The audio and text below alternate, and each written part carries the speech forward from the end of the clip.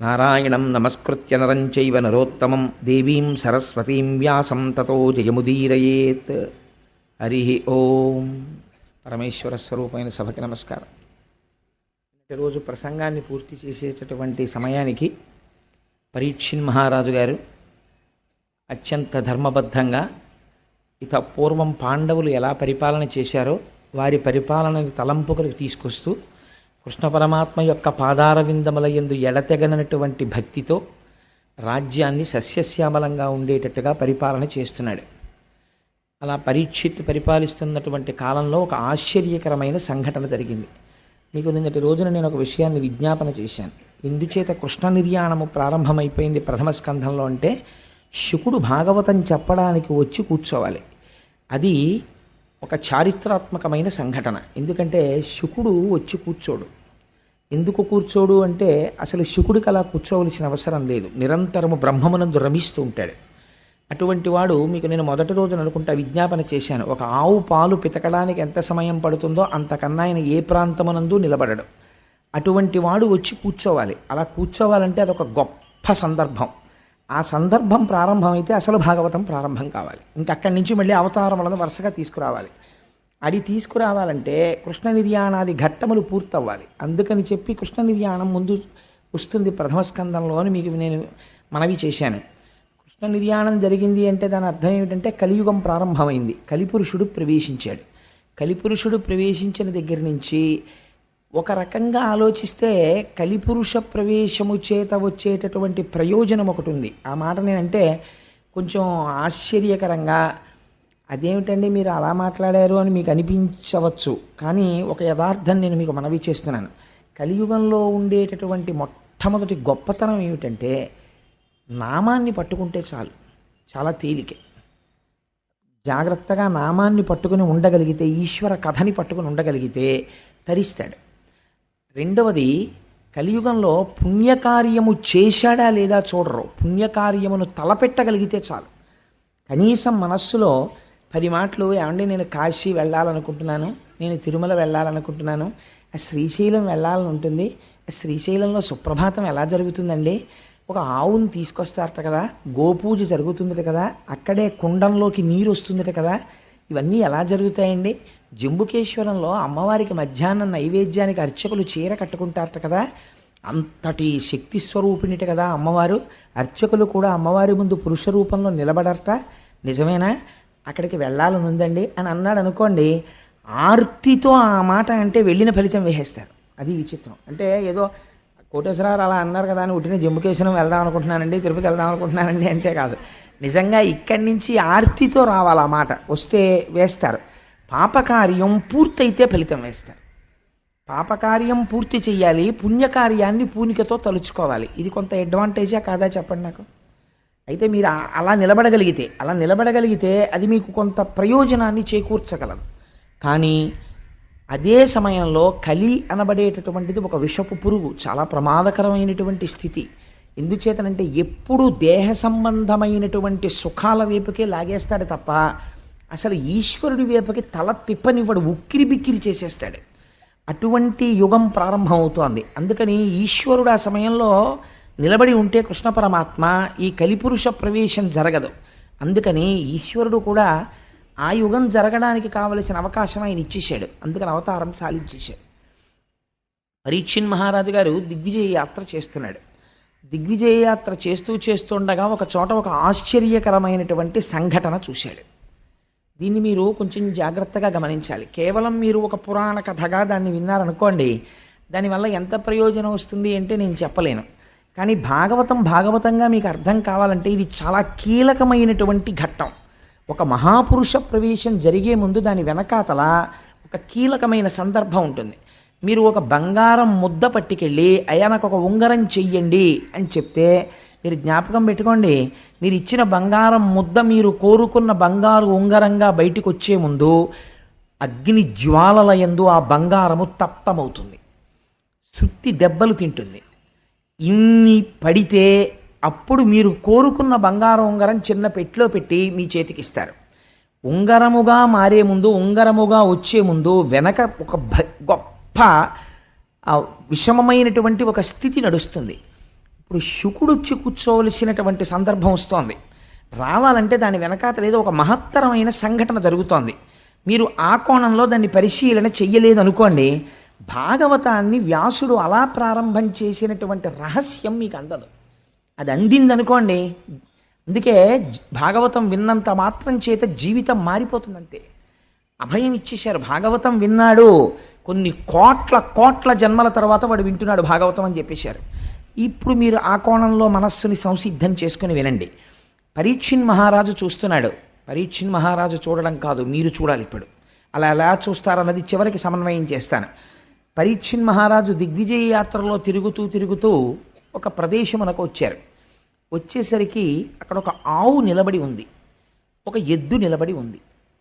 ఈ ఆవు పిల్లలు పక్కన లేక, పిల్లలు కనపడక, పిల్లల యొక్క క్షేమవార్త తెలియక ఏడుస్తున్నటువంటి తల్లి ఎలా ఉంటుందో అలా ఉన్నది.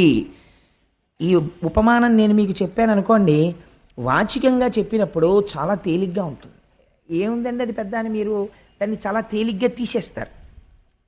తండ్రికి ఈ ఉపమానం వెయ్యరు, తల్లికి వేస్తారు. ఎందుకనంటే నేను మీకు ఒక ఉదాహరణ చెప్తే మీరు తొందరగా దాన్ని పట్టుకోగలుగుతారు.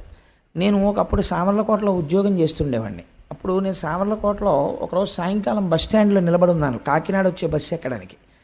నిలబడి ఉండగా ఒక ఆశ్చర్యకరమైన సంఘటన జరిగింది. పల్లెటూరి వాళ్ళు, పాపం తెలియని వాళ్ళు, వాళ్ళందరూ కూడా ఏదో ఇటువైపు పక్కన ఆ పెద్దాపురం దాటిన తర్వాత జగ్గంపేట వెళ్ళవలసినటువంటి బస్సు ఒకటి ఎక్కాలి.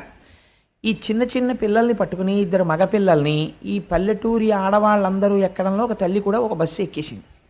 ఎక్కేసిన తర్వాత ఆ బస్సు కండక్టర్ గారు అన్నారు, అయ్యో ఇది జగ్గంపేట వెళ్ళదమ్మా ఈ బస్సు, ఇటేదో వడ్లమూరు అటువైపుకు వెళ్ళిపోతుంది, పెద్దాపురం దాటిన తర్వాత ఇది జగ్గంపేట వెళ్ళదన్నాడు. మళ్ళీ అందరూ బిలబిల దిగిపోయారు. బస్సు వెళ్ళిపోయింది. బస్సు వెళ్ళిపోయిన ఒక్క 5 నిమిషాలకి ఈ తల్లితో పక్కనున్నావిడంది, మీ రెండో పిల్లాడేడే అంది.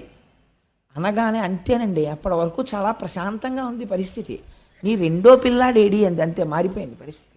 ఆవిడ ఒక్కసారి చూపులు మారిపోయి ఉద్విగ్నం అయిపోయి అటు ఇటు చూసింది. కొడుకు కనపడలేదు. ఒక 2 నిమిషాలు మాత్రం అడిగింది, కొడుకేడి, మా అబ్బాయి అంది. కనపడలేదు. అంతే, బస్సు వెళ్ళిపోయి 10 నిమిషాలు అయిపోయింది. ఈవిడ పరిగెడితే దొరుకుతాడండి?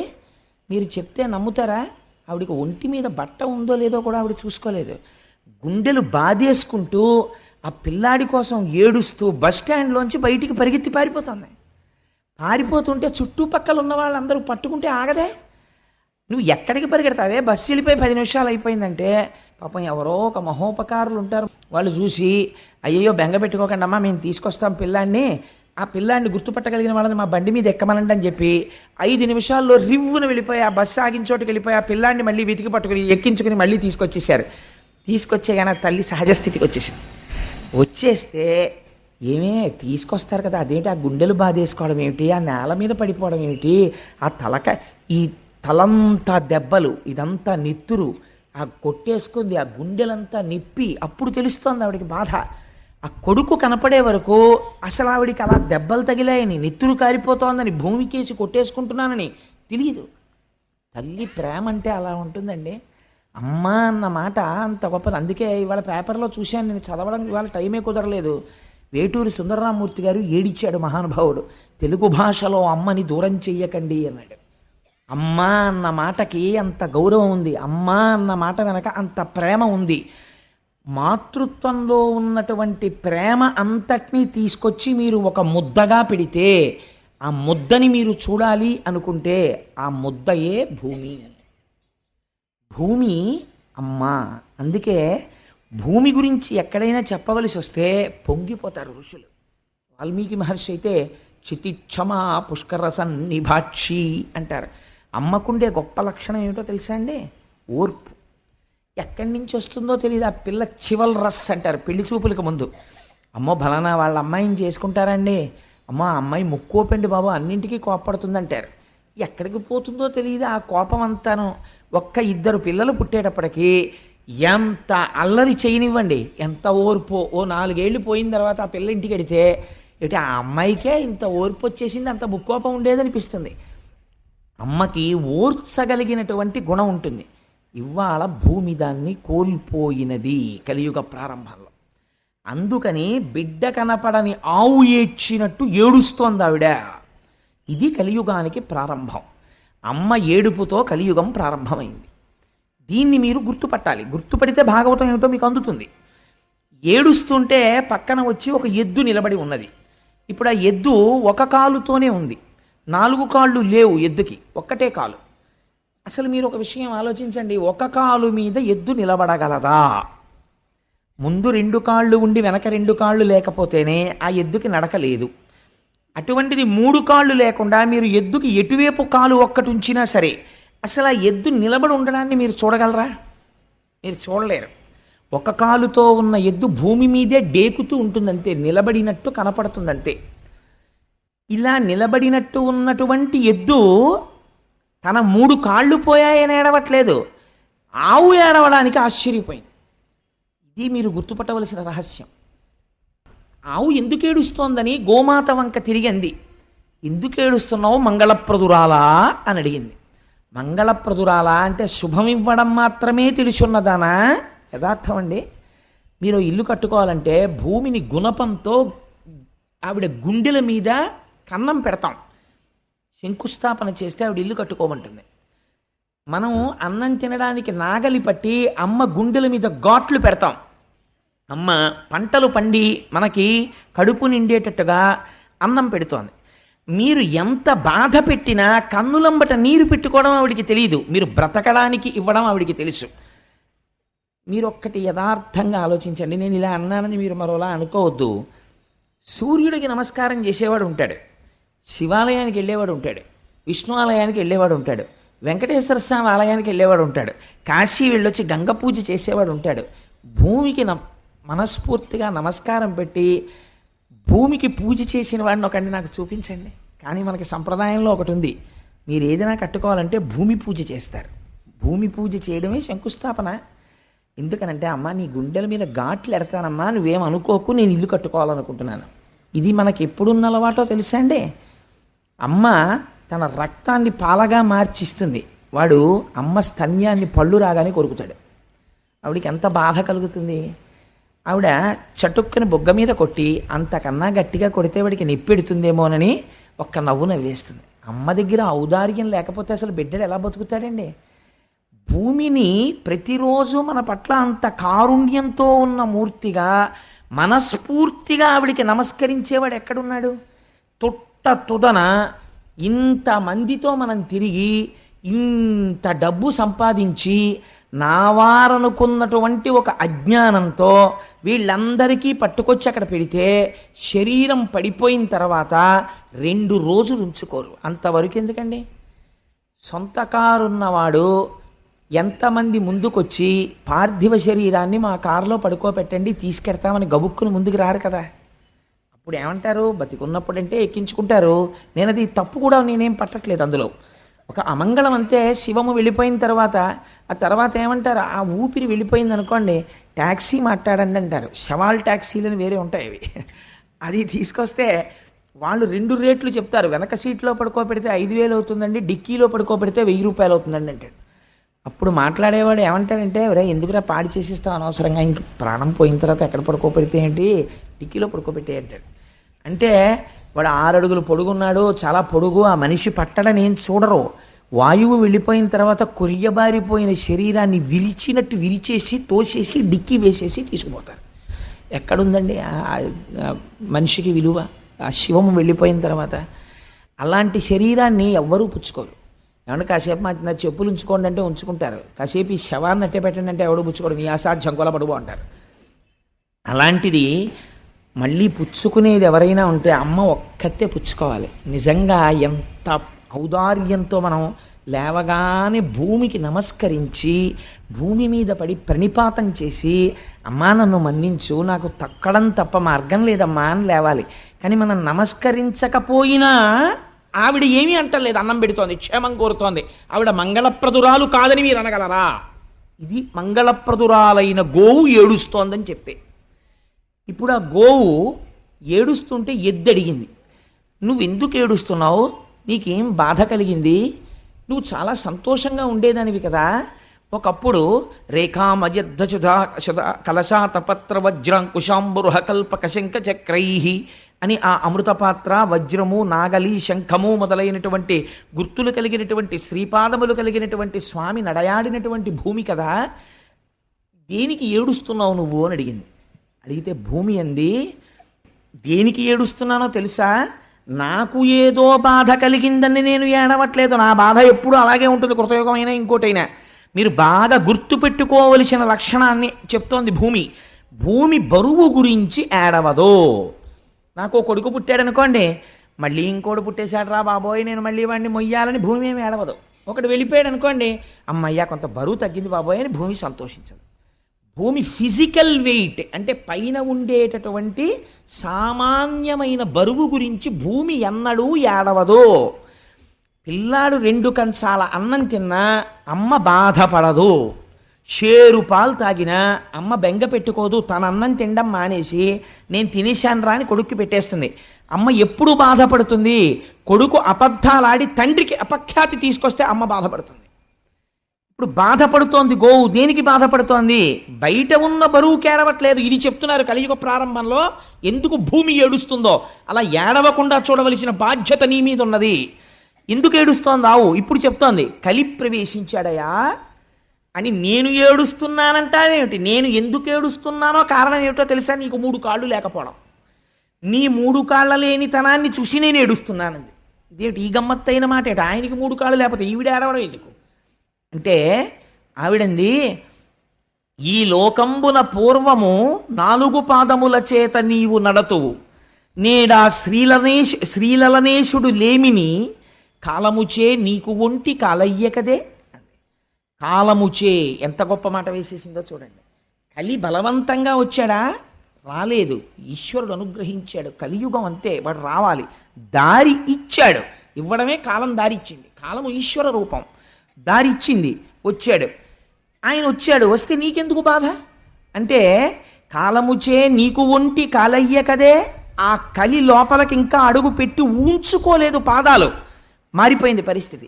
ఏమిటైంది ఇప్పుడు అంటే, బిడ్డలు తల్లిదండ్రులను చూడడానికి ఇష్టపడము లేదు. పెద్దవారైపోయినటువంటి తల్లిదండ్రులు చాలా బరువుగా అనిపిస్తున్నారు పిల్లలకి. పిల్లల యొక్క యోగక్షేమాల్ని చూసి వాళ్ళని వృద్ధిలోకి తీసుకురావడానికి సంస్కారయుతంగా ముందు పిల్లలకి సంస్కారం నేర్పాలని పెద్దలు ఆలోచించడం లేదు. ధర్మము విచ్చిపోతోంది. పూర్వం 4 పాదములు నీకుండేవి, ఇవి మామూలు ఎద్దు కాదు. ఇప్పుడు మీరు గుర్తుపట్టాలి, ఆ ఎద్దు ఎవరు, ధర్మము. ధర్మమునకు భూమికి ఎంత దగ్గర సంబంధమో చూడండి. నీకు 4 పాదాలు ఉండేవి. ఏమిటా 4 పాదాలు, ఒకటి సత్యము, రెండవది శౌచము, మూడవది తపస్సు, 4వది దయ. ఈ 4 పాదములతో ధర్మం నడుస్తుంది. ఇలా నడిచేటటువంటి 4 పాదములు కలిగినటువంటి ధర్మం అనబడేటటువంటి వృషభమునకు, అందుకే శంకరుడు వృషభాన్ని ఎక్కుతాడంటాడు. అంటే ఆయన ధర్మమును అధిరోహించి నడుస్తాడు ఆయన. కాబట్టి ఇప్పుడు నీకు 1 పాదమే ఉన్నది, 3 పాదములు నీకు లేవు. ఎందుకు లేవు 3 పాదములు? ఈ 3 పాదములు లేకపోవడం చేత కలిపురుషుడు వచ్చేసాడు. వచ్చేయడం వల్ల నీకు 3 పాదాలు పోతే ఏమవుతుంది, దేవతలకు, ఋషులకు, మీరు చాలా జాగ్రత్తగా గుర్తుపట్టాలి ఆవు చెప్తున్న మాటల్ని, దేవతలకు, ఋషులకు, పితృదేవతలకు, ధీయుతులకు, నీకు, నాకు, గోవులకు, వర్ణాశ్రమములకు బాధ ఎనుచు కుందెదననగా అంది. ఎవరెవరికిట బాధ, ఎందుకు ఏడుస్తున్నానో తెలుసా, వీళ్ల కోసమే నేను ఏడుస్తున్నానంది ఆవిడ. ఎవరి కోసం, దేవతలకు, దేవతల గురించి ఏడుస్తున్నాను. ఎందుకు ఏడుస్తున్నాను, రాబోయేటటువంటి కాలంలో యజ్ఞయాగాది క్రతువులను విమర్శించేటటువంటి వాళ్ళు ఎక్కువైపోతారు. యజ్ఞయాగాది క్రతువులు ఒక్క మన సనాతన ధర్మంలో మాత్రమే ఉంటాయి, ఇంకెక్కడా లేవు. యజ్ఞము చెయ్యడం, అగ్నిహోత్రంలో హవిస్సు వెయ్యడం, మీరు మళ్ళీ సంపదని పొందడానికి అగ్నిహోత్రము ద్వారా దేవతలకు హవిస్సులు ఇస్తే ప్రీతి చెందినటువంటి దేవతలు మళ్ళీ వర్షాన్ని కురిపించి మీకు సంపదలను ఇస్తారు. మీరు తిరిగి వారి పట్ల కృతజ్ఞత ప్రకటించినప్పుడు దేవతల యొక్క ఆగ్రహమునకు గురవుతారు. కాబట్టి దేవతలకి హవిస్సులు ఇవ్వరు. హవిస్సులు ఇవ్వనటువంటి మనుష్యులకి శుభాన్ని మేము చెయ్యం అని దేవతలు చెయ్యరు. కాబట్టి హవిస్సులు పొందని దేవతలు తయారవుతారు. ఎందుచేత అంటే ఏది సనాతన ధర్మమో, ఏ సనాతన ధర్మము ఈ గడ్డ మీద నిలబడిందో ఆ గడ్డ మీద సనాతన ధర్మము విమర్శకి గురైపోతుంది. కాబట్టి ఏమైపోతుంది, యజ్ఞయాగాది క్రతువులు నశించిపోవడం ప్రారంభం అవుతుంది.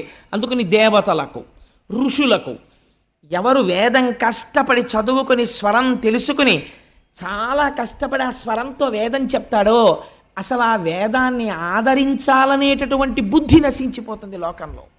ఎవడు తపస్సుతో ఉన్నాడో, ఎవడు నాకు లోకములో విషయ సుఖములు అక్కర్లేదని జడలు కట్టి భగవంతుని ఎందున్నాడో వాడిని రాళ్ళు పెట్టి లోకం కొట్టేటటువంటి రోజు వస్తుంది. అలాంటి వాడిని చూసి నిష్కారణంగా విమర్శ చేసేటటువంటి రోజులు బయలుదేరిపోతాయి. నేను ఈ మాట అంటే నేను అసందర్భంగా అన్నానని మీరు అనుకోకండి. నేను తరచూ ఒక మాట చెప్తుంటాను. నాకు ఎక్కడైనా నేను తెల్లటి బట్టలు కట్టుకుని వెళ్ళిపోతుండగా నాకు కె విశ్వనాథ్ గారు కనపడితే, విశ్వనాథ్ గారికి నాకు మధ్యలో ఒక మురుగుడు గుంట ఉంటే నేను అది మురుగుడు గుంట ఉందని పక్కకి కూడా వెళ్లకుండా వారి పాదములకు ప్రణిపాతం చేయడానికి మురుగుడు గుంటలో పడిపోతాను అంటుంటాను. ఎందుకని అంటే బహుశా సినిమా రంగంలో ఆయన ఒక ఋషి. నేను ఈ మాట ఎందుకు అంటున్నానో తెలుసా అండి? ఆయన ఒక సినిమా తీశారు, నాకు ఆ పేరు జ్ఞాపకం లేదు, కానీ అందులో ఒక ఆఫీసరు వేదం చదువుకున్న వాళ్ళకి స్టైపెండ్ గ్రాంట్ చేస్తాడు. వేదం చదువుకుని 60 ఏళ్ళో 70 ఏళ్ళో వచ్చేసి వృద్ధుడైపోయినటువంటి పండితుడు పైన వస్త్రం కూడా లేకుండా ఉత్తరీయం వేసుకుని వచ్చి నిలబడితే ఆఫీసర్ ఎదురుగుండా 4 కుర్చీలు ఖాళీ ఉంటాయి. కూర్చోమని కూడా చెప్పడు, గోళ్ళు కొరుకుతుంటాడు ఆయన. గోళ్ళు కొరుక్కోవడం అంటే పని లేనివాడు చేసే పని ఏంటో గోళ్ళు కొరుక్కుంటున్నామని ఆయన కాలం గురించి మాట్లాడుతుంటాడు. అది విచిత్రం. అసలు కాలస్వరూపమైన ఈశ్వరుడు గురించి వేదం చెప్తోంది. వేదం చదువుకున్న వాడిని నించోపెట్టాడు, తను కూర్చున్నాడు. ఏమిటండి మీకు స్టైపెండ్ ఇమ్మంటారు, స్టైపెండ్ ఇమ్మంటారు, మీకేమొచ్చు చెప్పండి అంటాడు. ఘన చెప్పడం, జట చెప్పడం అంటే మాటలు కాదు. ఆయన ఘన జట చెప్తుంటాడు. చెప్తుంటే అబ్బబ్బబ్బబ్బబ్బా మాట మళ్ళీ ముందు పెట్టి వెనకబెట్టి ఎంతసేపు చెప్తారంటే టైం వేస్ట్ అంటాడు. సరే ఆ తర్వాత ఇప్పుడు నేను సినిమా గురించి అంతా ఎందుకు కానండి అంటే ఏమైంది, కలియుగం ఎలా ఉంటుందో సెల్యులాయిడ్ మీద విశ్వనాథ్ గారు చూపించారు. ఇలా చూపించిన డైరెక్టర్ని ఒకటి నాకు చూపించండి. వేదము అవమానింపబడుతుంది. వేదం గురించి తెలుసున్నవాడు వేదం గురించి మాట్లాడాలి. వీడికి ఏం తెలుసు అని వేదం చదువుకున్న వాడికి వీడు స్కాలర్షిప్ను వీడు అదే స్టైపెండ్ గ్రాంట్ చేస్తాడు. ఘన జటా చదువుకున్న 70 సంవత్సరముల మహాపండితుణ్ణి నిలబెట్టి వేదం చదివితే వీడు నిర్ణయించి నెలకు 200 రూపాయలు గ్రాంట్ చేసేంత మొనగాడా. అంత అద్భుతంగా విమర్శ చేశాడు మహానుభావుడు. అందుకని దేవతలకు, ఋషులకు, పితృదేవతలకు తద్దినాలు పెట్టేవాళ్ళు కొరవైపోతారు. పితృదేవతలు ఏడుస్తుంటారు. ఒక్కడు తద్దినం పెట్టేవాడు కనపడ్డం. ఎందుకు పెట్టడు అంటే ఎందుకండి శ్రాద్ధం పెట్టడం? శ్రాద్ధం అంత షార్ట్ కట్ ఏది ఉండదు. నేను ఒక మాట అంటే మీరు ఏమనుకోకండి, భాగవతంగా చెప్పేస్తే భాగవతం ఎందుకండి? పెద్ద కోడల్ని ఇంటికి తెచ్చుకునే ముందు అంత జాగ్రత్త ఎందుకు పడతారో తెలుసా? రేపొద్దున్న పితృదేవతలకి అందాలి అంటే ఆ పెద్ద కోడలు దీపం పెట్టాలి. కొడుకును పుట్టినటువంటి వాడు పెడితే అందుకోరు, కోడలు దీపం పెట్టాలి. తల్లిదండ్రుల పట్ల, అత్తమామల పట్ల సంస్కృతి సంస్కారం ఉన్న కోడలైతే దీపం పెడుతుంది. నేను ఎన్ని ఇళ్లలో చూశాను, తద్దినం పెట్టేటప్పుడు అసలు కోడలు వచ్చి దీపమే పెట్టదు. కాబట్టి పితృదేవతలకు ఇంత గొప్ప కోడలరా నా కోడలని వాళ్ళు ఏడుస్తారు అప్పుడు. అందుకని పితృదేవతలకు నీకు ధర్మం పోతోంది, నాకు భూమికి, నీకు నాకు గోవులకు. ఆవులు అవమానింపబడతాయి. ఎప్పుడు చెప్పేసిందో చూడండి, కలియుగ ప్రారంభంలో చెప్పేసింది. ఆవుల్ని కొడతారు, ఆవుల్ని అమ్ముతారు, ఆవుల తోళ్లు తీసేస్తారు, ఆవు మాంసం తింటారు. గోవు అవమానింపబడిన చోట ఏ గోవు నుంచి వచ్చిన సమస్త పదార్థములు గౌరవింపబడ్డాయో అక్కడ గోవుల్ని రక్షించుకోవడానికి కేంద్రాలు వెలియవలసినటువంటిది, ఉద్యమాలు నడపవలసినటువంటి దౌర్భాగ్యం ఈ జాతికి వచ్చేస్తుంది. కాబట్టి గోవులకు, నానావర్ణాశ్రమములకు బాధయనచు కుందెదననగా కలియుగం ప్రవేశించింది అనడానికి ఇదే గుర్తు. వీళ్ళందరూ బాధలకు గురవడం ప్రారంభమైపోతోంది. అందుకు ఏడుస్తున్నానయ్యా అంది అని ఒక మాట చెప్పింది. నీకు 4 పాదములు ఉండేవి, సత్యము, శౌచము, తపస్సు, దయ. ఇప్పుడు ఇందులో 3 పాదములు పోయాయి. మీరు అలా చెప్తే నేను అలా అన్నాను అనుకోండి, ఇప్పుడు అది బయట ఉన్నటువంటి ఒక ఎద్దా కాదని నేను అంటున్నాను కదా. ఎద్దు ధర్మస్వరూపం, ఆవు భూస్వరూపం అని కదా నేను చెప్తున్నాను. ధర్మస్వరూపమునకు 3 పాదాలు పోయాయంటే ఎలా పోతాయండి? మీరు ధర్మమన్నా ఆచరించాలి, అధర్మమన్నా ఆచరించాలి కదా. మీరు ధర్మంగా ఉండాలి, మీరు ధర్మం చేయలేదు కాబట్టి ఏం చేసినట్టు? అధర్మం చేసినట్టు. కాబట్టి ఈ 3 పాదాల స్థానాల్లో మరి అధర్మమైనటువంటి 3 ఏముంటాయి? అవేవో తిరుగుతున్నాయి అన్నమాట బయట. ఈ 3 ఇక్కడ లేవు అంటే 3 తిరగకూడనివి ఏవో తిరుగుతున్నాయి. అవి ఇక్కడ ధర్మానికి ఉండవు పాదాలుగా, అధర్మానికి ఉంటాయి. దాని గురించి చెప్పక్కర్లేదు. కానీ ఆ 3 ఏమిటై ఉంటాయి? ఆ 3 తిరగబట్టి ఈ 3 తెగిపోయాయి. ఏ 3 తిరుగుతున్నట్టు అంటే సత్యం అనేటటువంటి పాదము తెగదు. జ్ఞాపకం పెట్టుకోండి. ఎందుకని? ఇన్ని అధర్మాలు చేసినా దేవుడి గురించి తెట్టేటటువంటి వాడికి కూడా లోపల దేవుడు ఉన్నాడు కాబట్టి తిరుగుతున్నాడు. వాడు తిన్నది జీర్ణం చేయడం మానేశాడు అనుకోండి, చచ్చి ఊరుకుంటాడు. వాడు ఏం తిడతాడు వాడు? అందుకని లోపల ఆయన ఉండి ఊపిరిని వాక్కుగా మారిస్తే తిడుతున్నాడు కృతజ్ఞుడై. కాబట్టి ఈశ్వరుడు ఇంకా ఉన్నాడు కాబట్టి ఈ లోకం ఉన్నది, మారని పదార్థము ఇంకా కాపాడుతోంది కాబట్టి సత్యం అలా ఉన్నది. అదొక్కటే పాదం. మరి పోయినది ఏది? శౌచము పోయినది. శౌచము దేని చేత పోయినది అంటే దుష్టజనులతో కూడినటువంటి సంగము వలన పోయినది. అంటే ఎంత పెద్ద కాషన్ ఆర్డర్ పడిపోయిందో చూడండి భాగవతంలో. అన్నిటికన్నా జీవితంలో మీరు చాలా జాగ్రత్తగా ఉండవలసినది దేని విషయంలో? స్నేహము విషయంలో. మీ ఇంటికి తమంత తాముగా 50 మంది రావచ్చు, 50 మంది మాట్లాడచ్చు. మీ స్థితి నుంచి మీరు జారిపోకూడదు. జారిపోకుండా దుష్టుడైన వాడు మీ ప్రమేయం లేకుండా ఒకనాడు మీకు తారసపడతాడు, మీతో వచ్చి మాట్లాడతాడు. వాడి మాటలు మీరు ఎలా వినాలంటే తామరాకు మీద నీటి బొట్టు పట్టినట్టు పట్టాలి. అది వెంటనే జారిపోవాలి తప్ప, ఒక చిరునవ్వుతో విని వదిలిపెట్టాలి తప్ప దానికి మీరు మనసులో స్థానం ఇచ్చారనుకోండి అంతే, శౌచము పోతుంది. శౌచం అంటే ఏమిటో తెలుసా అండి? ఆచారము, నడువడి, వ్యవహారము ఇవన్నీ నశించిపోతాయి. వాడు మాట చెప్తాడు, ఎందుకంటే అవన్నీ ఏం అక్కర్లేదంటాడు. అవన్నీ అక్కర్లేదండి, ఎవరు చెప్పారు మీకు? అవన్నీ ఏం అక్కర్లేదంటాడు. తండ్రికి శ్రాద్ధం పెట్టాలని ఎవరు చెప్పారు? పెట్టక్కర్లేదంటాడు. అందుకని శౌచము పోయినది. దేని వలన పోయినది? మీరు ఒకటి జ్ఞాపకం పెట్టుకోండి, ఆచారం అవసరమా అవసరము లేదా? ఆచారం అవసరమే అని నేను అంటాను. ఎందుకంటానో చెప్పనండి. ఆచారము ముందు లేకపోతే మీరు మొహం కడుక్కోకుండా అన్నం ఎందుకు తినరు? మొహం కడుక్కోకుండా అన్నం ఎందుకు తినకూడదండి? మొహం కడుక్కోకుండా లోపలికి ఎడుతోంది కదా, పాచి ఎక్కడి నుంచి వచ్చింది? మీలోంచి వచ్చిన పాచే కదా మీ నాలిక మీద ఉన్నది, పళ్ళ మీద ఉన్నది. నేనే పుచ్చేసుకుంటాను, మళ్ళీ నేను తింటాను అన్నం. ఎందుకు తింటలేదు? లేకపోతే మీరు స్నానం చేయకుండా అన్నం ఎందుకు తింటలేదు?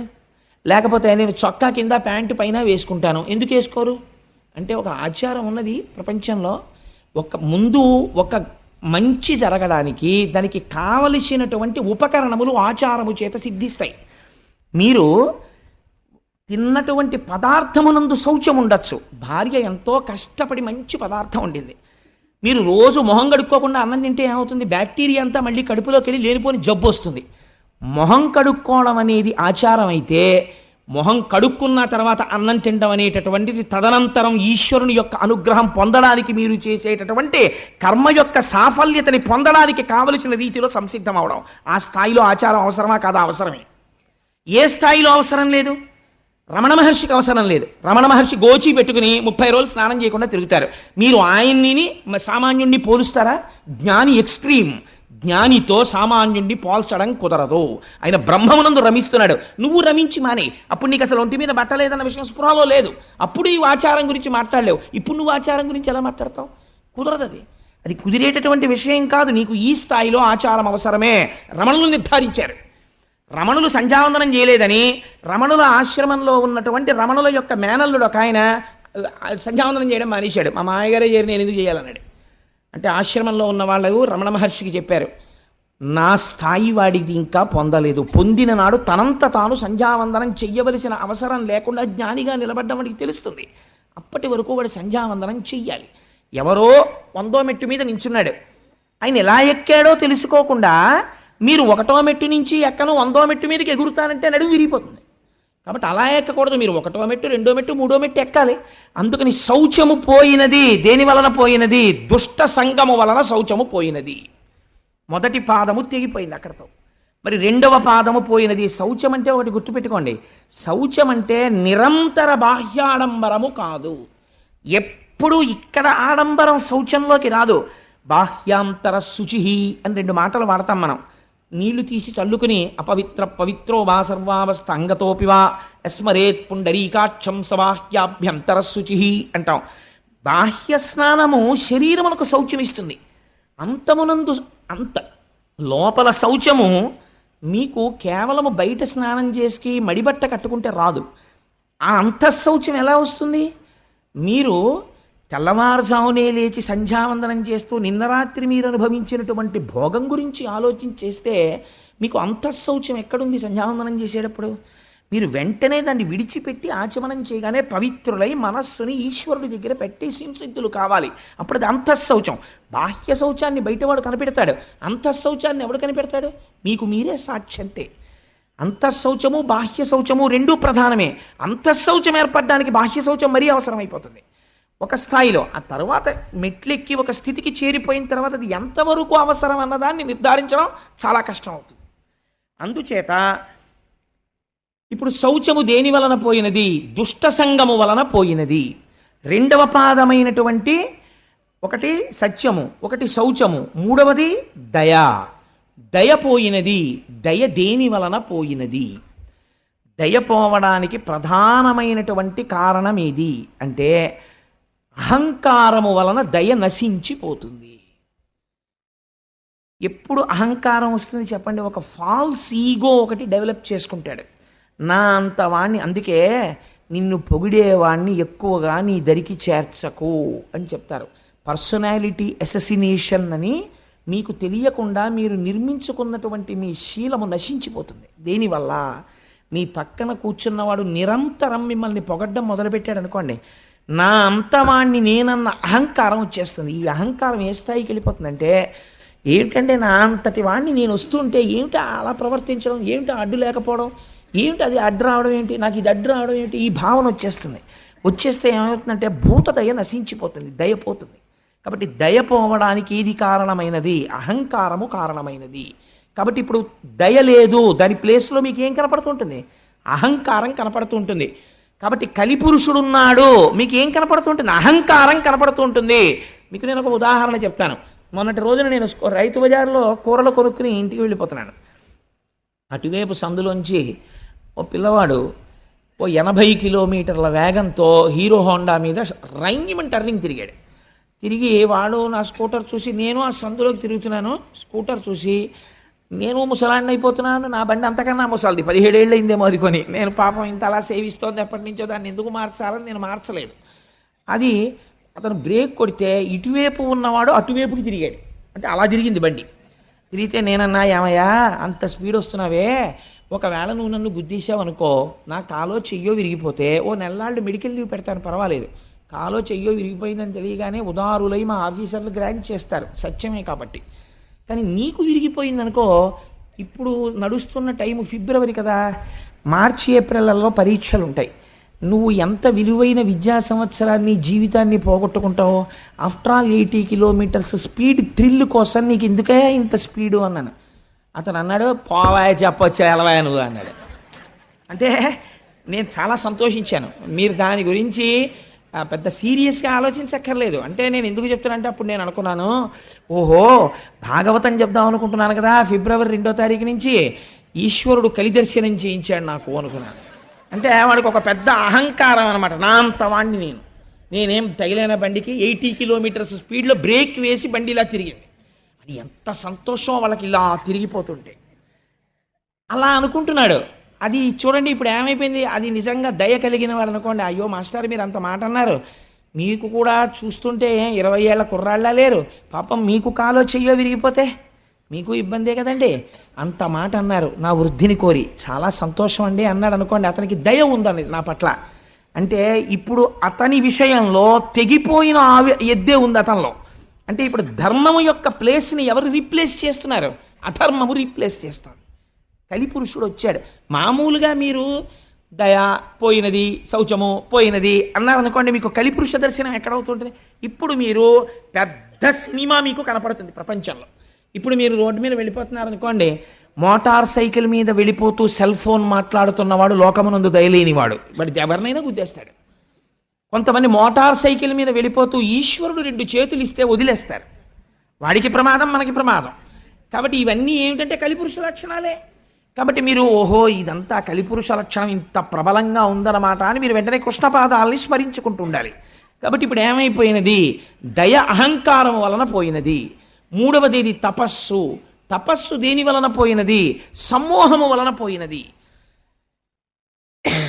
సమ్మోహం అంటే ఏమిటి? ఇది ఒక విచిత్రమైనటువంటి లక్షణం. ఎందుకంటే అసలు ఆ చేయవలసిన అవసరం ఏముందండి అని.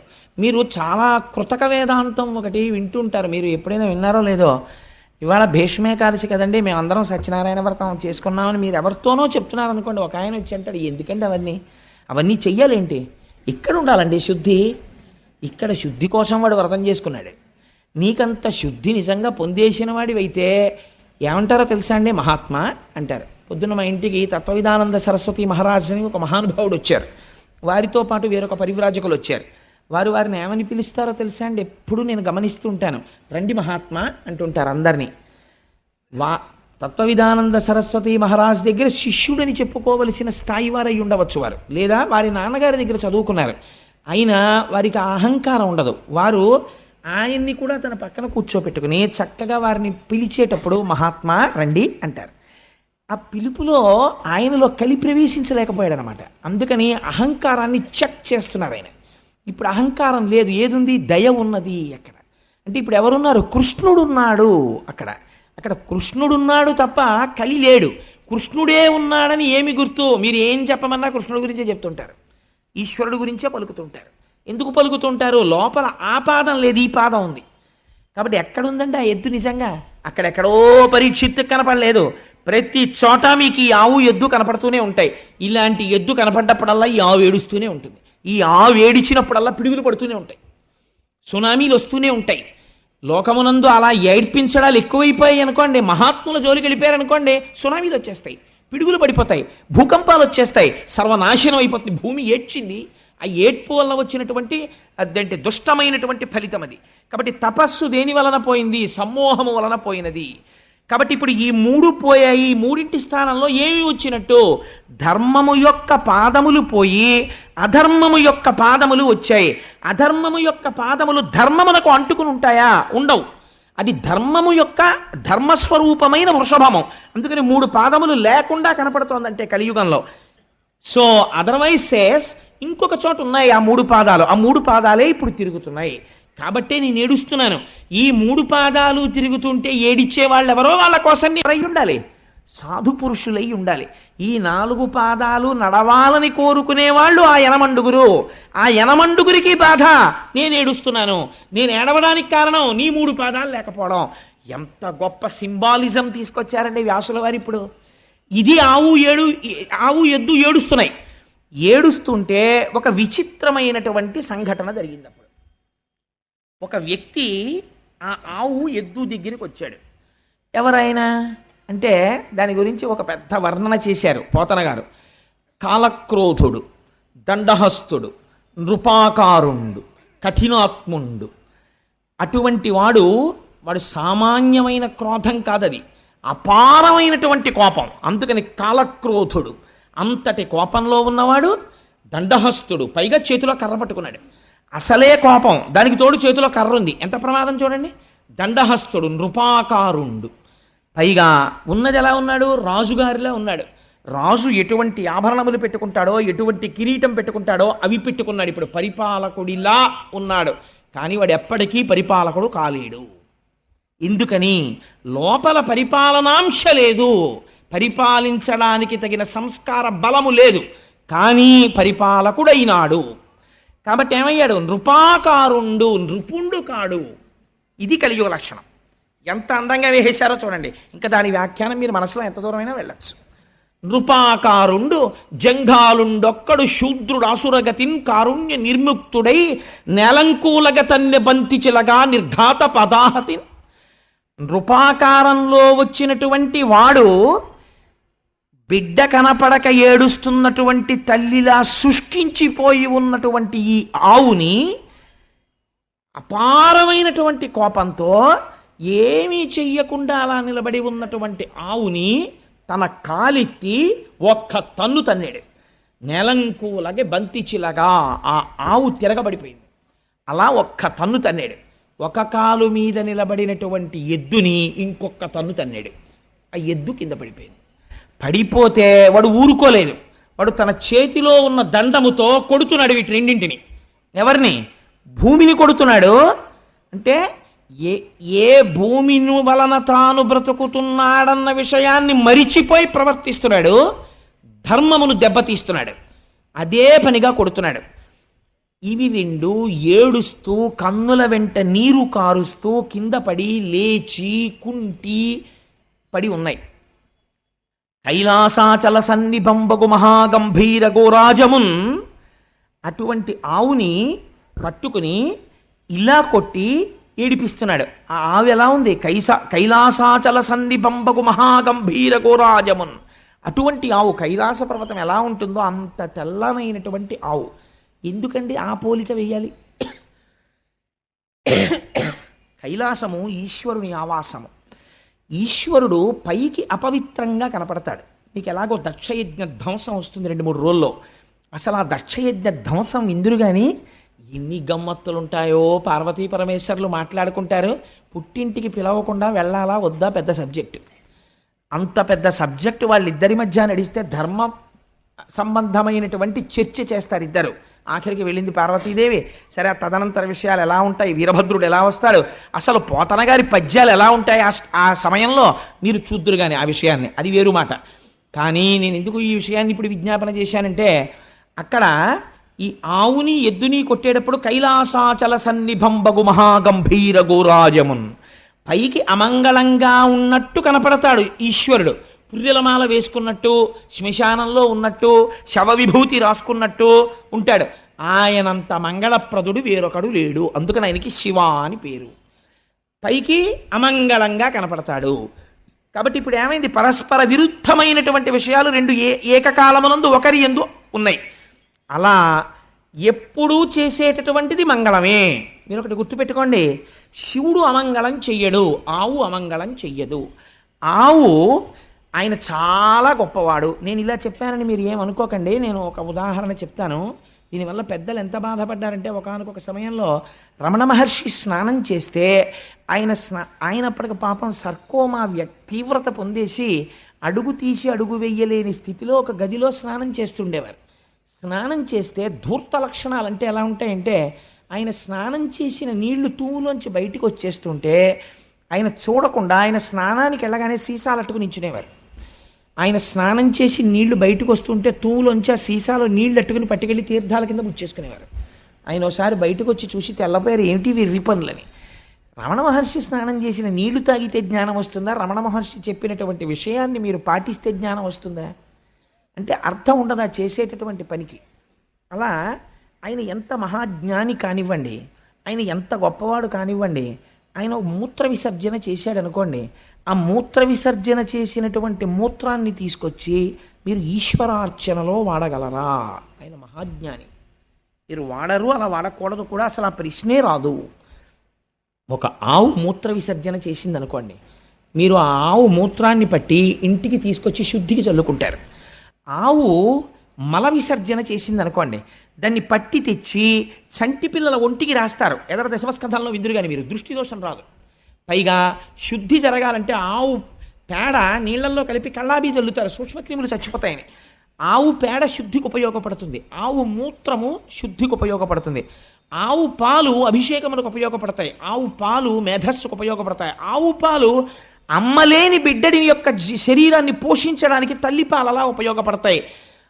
ఆవు ఎప్పుడు ఆవు నుంచి వచ్చినటువంటి సమస్త పదార్థములు మన యొక్క ఉన్నతికే ఉపయోగపడతాయి. కానీ ఆవు ఎక్కడ ఉంటుంది? ఇంటి బయట పెరట్లో ఉంటుంది ఎక్కడో తప్ప. అయ్యో ఆవా, నీ పాలతో అభిషేకం చేసుకుంటుంటే నాకు వచ్చినటువంటి గ్రహాల యొక్క దోషానికి ఉపశాంతి కలిగింది. పాపం నువ్వు అక్కడ ఉండడం ఏంటే, వచ్చి నువ్వు కూడా హాల్లో ఉండని తెచ్చి మీరు కడతారా? కట్టరు. ఆవు ఎలా ఇంట్లోకి రాదో, పెరట్లో ఉండి మీకు ఉపకారం చేస్తుందో, రుద్రభూమిలో ఉండి మీకు ఉపకారం చేస్తాడు శంకరుడు. అందుకని కైలాసాచల సన్నిభంబగు మహాగంభీర గోరాజమున్ నిరంతరము ఉపకారము తప్ప వేరొకటి తెలియనటువంటి ఆ ఆవుని నీ చరణంబుల నెవ్వడిటి నిర్దలితంబుక చేసే వాడు తా ఖేచరుడైన మణికీలిత భూషణయుక్త బాహులన్ వేచడి త్రుంచివైతూ వినువీధికి నేగిన నెలడాగినన్నాడు పరీక్షిత్. ఎవరు నిన్నిలా కొట్టినవారు? ఎవరు?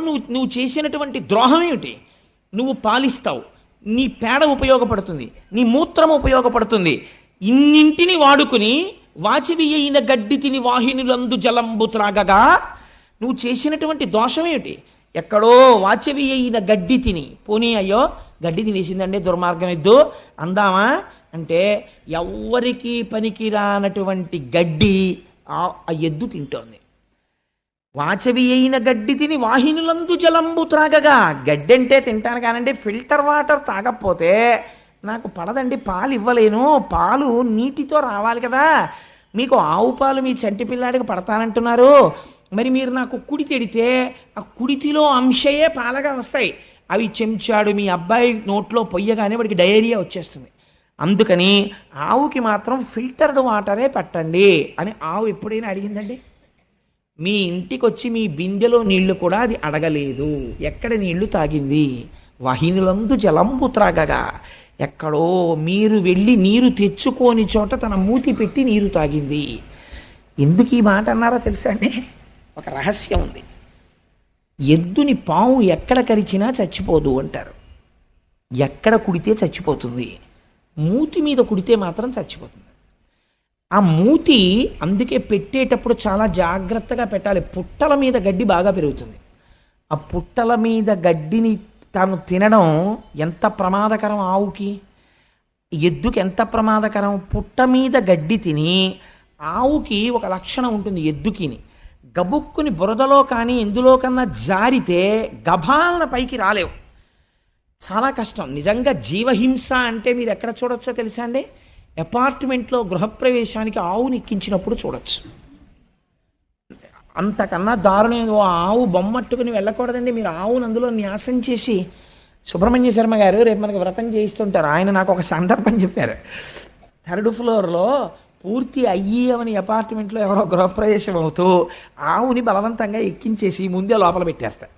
పెడితే పాపం ఈ పుణ్యాత్ముడికి తెలియక గృహప్రవేశానికి ముందు మంగళవాయిద్యం చేయండి అన్నాడు. అంటే వాళ్ళు మంగళవాయిద్యం చేశారు. చేయగానే తెల్లవారకట్ల 3 గంటల ముహూర్తం.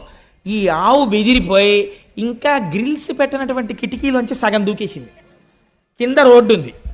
ఆ ఆవుకి వెనక్కి రావడం తెలియదు, ముందుకు పడిపోతే చచ్చిపోతుంది. ఈ విషయం పాఠం చెప్పిన కృష్ణావధానులు గారికి తెలిస్తే నువ్వు జీవితంలో మళ్ళీ వేదపన్నం చెప్పకని శపిస్తారేమో అని భయపడి ఈయన గృహప్రవేశం విషయం అక్కడ పెట్టేసి వీధిలోకి పరిగెత్తి ఎవరో కొబ్బరి బండాలు కొట్టేవాళ్ళు కనబడితే, ఒరే నేను 500 ఇస్తాను, ఆవుని వెనక్కి రాకేంట్రా, లేకపోతే గోహత్యాపాతకం నాకంటుకుంటుంది, నేను మోగించమన్నా నా మంగళవాయిద్యాలు అని ముందు వాళ్ళని తీసుకొచ్చి తాళ్ళేసి తప్పెట్లేసి ఆవుని వెనక్కి తీసుకొచ్చి కిందకి దింపాక గృహప్రవేశం చేయించానండి. ఇలా ఉంటాయి అపార్ట్మెంట్లలో గృహప్రవేశాలంటే నాకు భయం మహాప్రభు అన్నాడు ఆయన. నాకు నిజమే అనిపించింది. మీ పుణ్యం కోసం ఆవు పేడేసేసి మూత్ర విసర్జన చేసేసి బెంగెట్టేసుకుని మీ మార్బుల్ ఫ్లోరింగ్ మీద నిలబడలేక 4 కాళ్ళు ఇలా జారిపోతుంటే చిత్రహింస పెట్టేయడమా? అదండి ఆవుని తీసుకెళ్ళి అంత హింస పెట్టి మీరు ఆ ఇంట్లోకి వెడితే మీకు ఏం కలిసి వస్తుందండి నాకు చెప్పండి. ఆ ఆవు అంత భయపడిపోయిన చోటుకి మీరు వెళ్ళిపోతే మీకు కలిసి వస్తుందా? ఆ గోవు బెంగ పెట్టుకుని ఏడ్చిన ఏడుపు కట్టి కుడిపేస్తుంది. పెచ్చ పనులు చేయకూడదు. చేసేటప్పుడు సందర్భములను చూడాలి. ఆ ఇంట్లోకి ఆవిడితే తీసుకెళ్ళితే మానే, ఎందుకు వచ్చింది అల్లరి? ఓ ఆవు బొమ్మ అట్టికెళ్ళు, గొడవ వదిలిపోయాయి.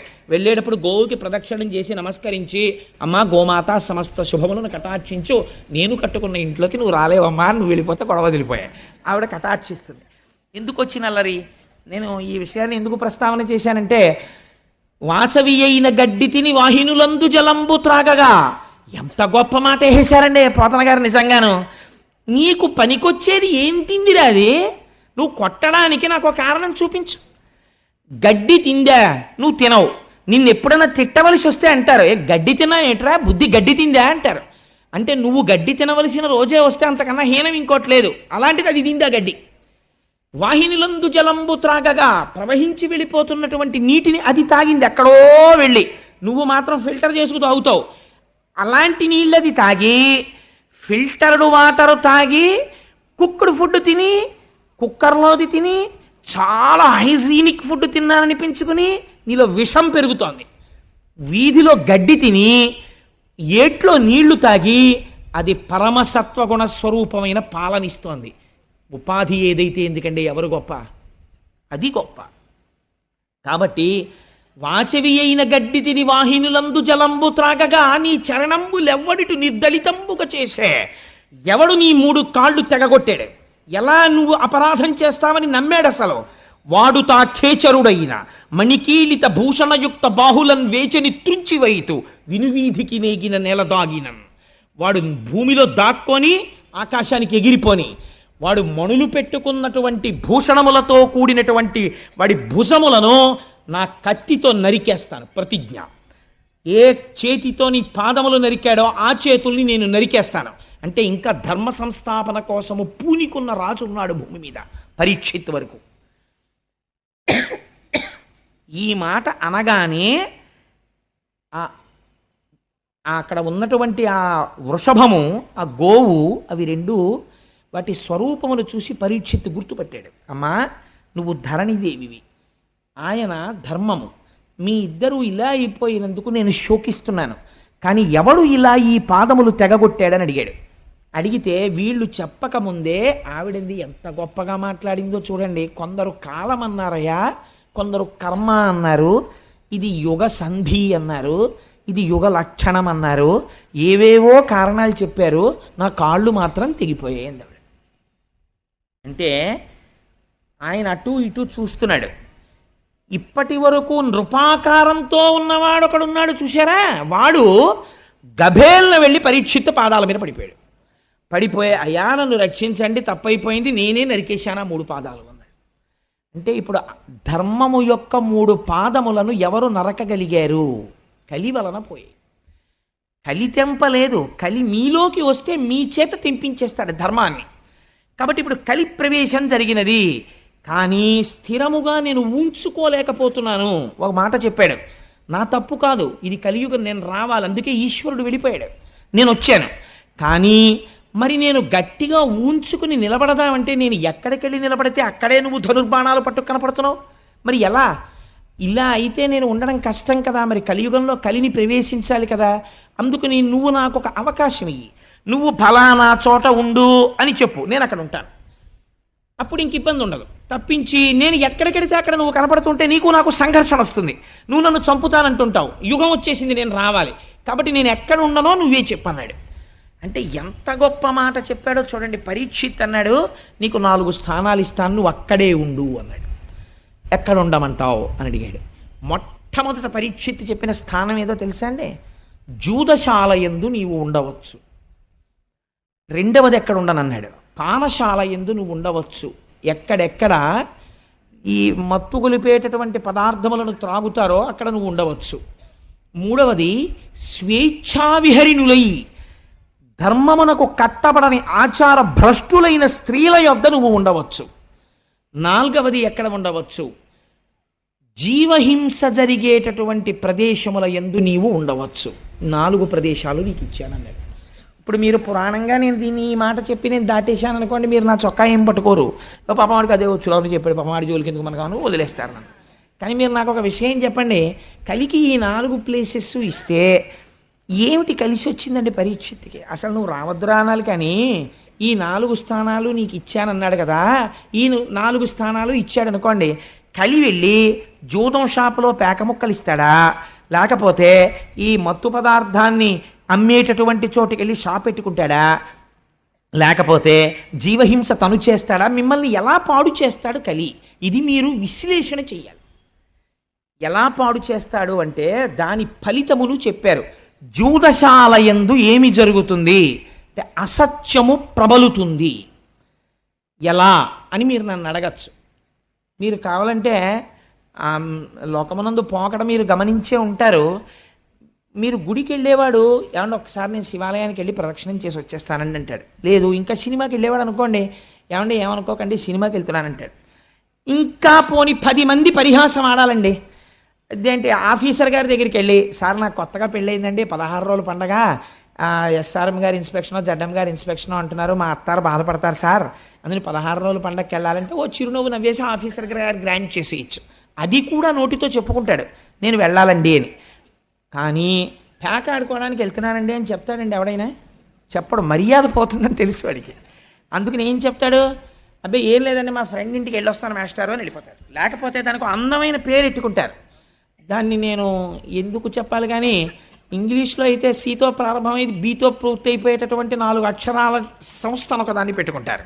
పెట్టుకుని అలా చెప్పుకోవడానికి సిగ్గేది, అందుకని అక్కడికి వెడుతున్నామని చెప్పుకుంటారు అని వెళ్ళిపోతారు. వెళ్ళిపోతే సాధారణంగా ఏమనుకుంటారంటే వీళ్ళందరూ లోపల కూర్చుని ఏదో దేవకార్యం నిర్వహిస్తున్నారు అనుకుంటారు. ఏం ఉండదు, అక్కడ బూడిద ఆడుకుంటూ ఉంటారు వీళ్ళందరూ. చాలా నిశ్శబ్దంగా ఐశ్వర్యం వెళ్ళిపోతుంది అక్కడ.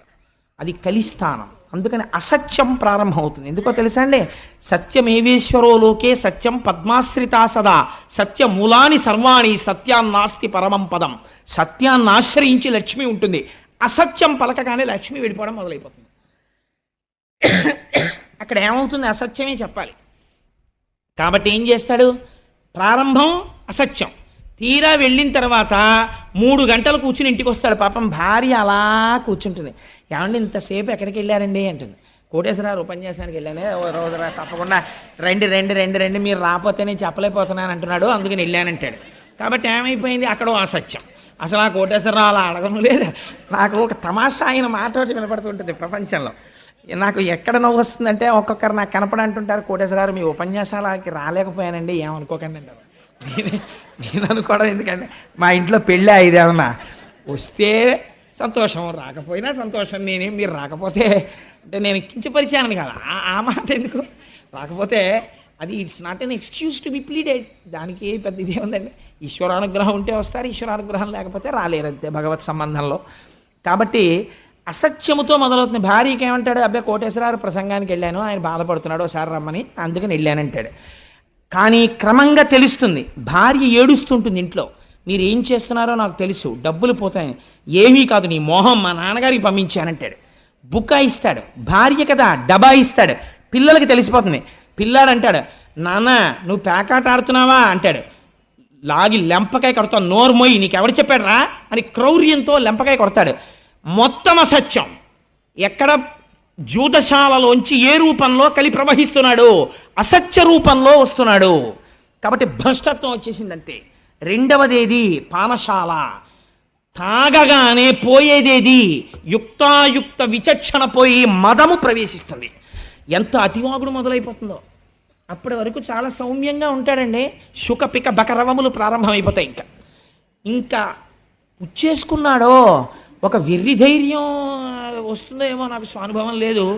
ఇంకా ఒక వెర్రివాగుడు మొదలెట్టేస్తాడంతే. ఎందుకంటే నేను ఒక రోజున రైల్లో చూశాను, నాతో వచ్చిన వాళ్ళు చూశారు. ఆ రోజున హైదరాబాద్ వచ్చిన వాళ్ళు నాతో, తుకారాం శర్మ గారు, ఆ తర్వాత కృష్ణప్రసాద్ గారు, వీళ్ళందరూ ఆ రోజున హైదరాబాద్ వెళ్ళాం. మేము వెళ్ళినప్పుడు ఒక ఆయన పీకల మొయ్య తాగేసి పాపం 2 బిడ్డలతో ఎక్కిన ఒక స్త్రీని వేధించాడు. నిజంగా సెల్ ఫోన్ ఎవరికో కొట్టేసి ఆవిడికి ఇచ్చి మాట్లాడమన్నాం, ఆ పిల్లలకి ఇచ్చి మాట్లాడమన్నాం.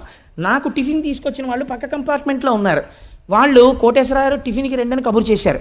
నేను లేవబోతుంటే అన్నయ్య అని ఆవిడ కబుక్కుని పట్టుకుంది. నేను తెల్లబోయాను. అదేంటి ఈ సంబంధం ఎక్కడిది, ఎవరో నాకు తెలియదే అనుకున్నాను. మీరెవరమ్మా అన్నాను. అంటే అన్నయ్య అన్నయ్య మాట్లాడాలన్నయ్య అని.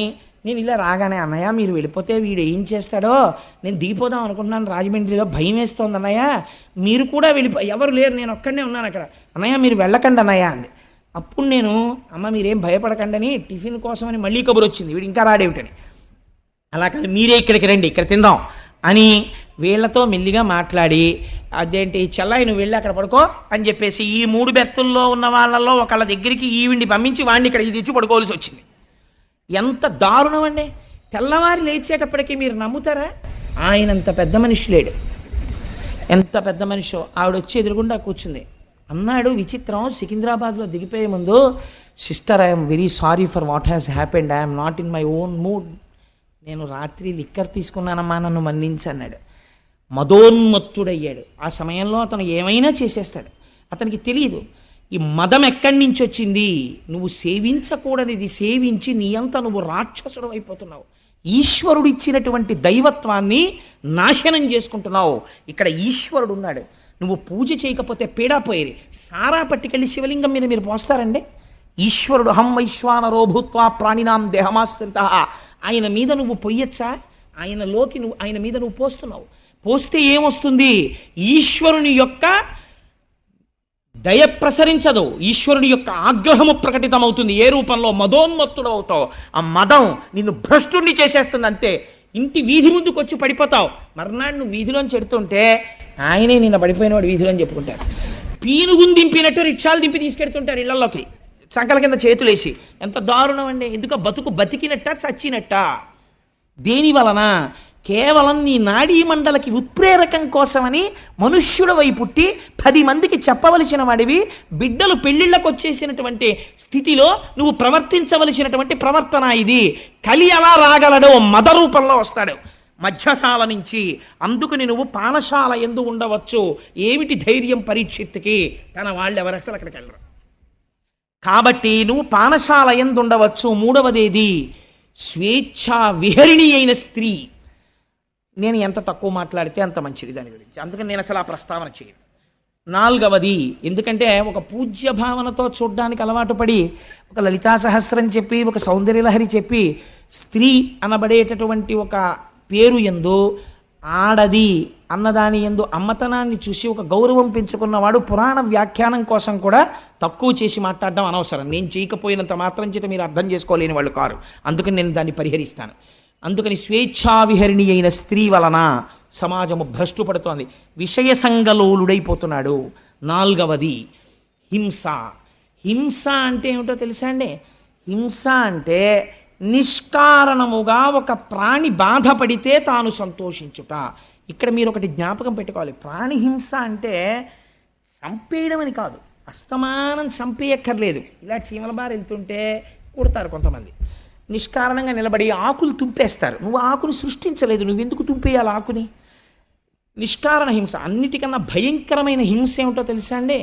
నోటి మాట. కడుపుల్ రంపపు కోత కోయునదియే గాయాలు కాకుండినన్ అన్నారు గయోపాఖ్యానంలో.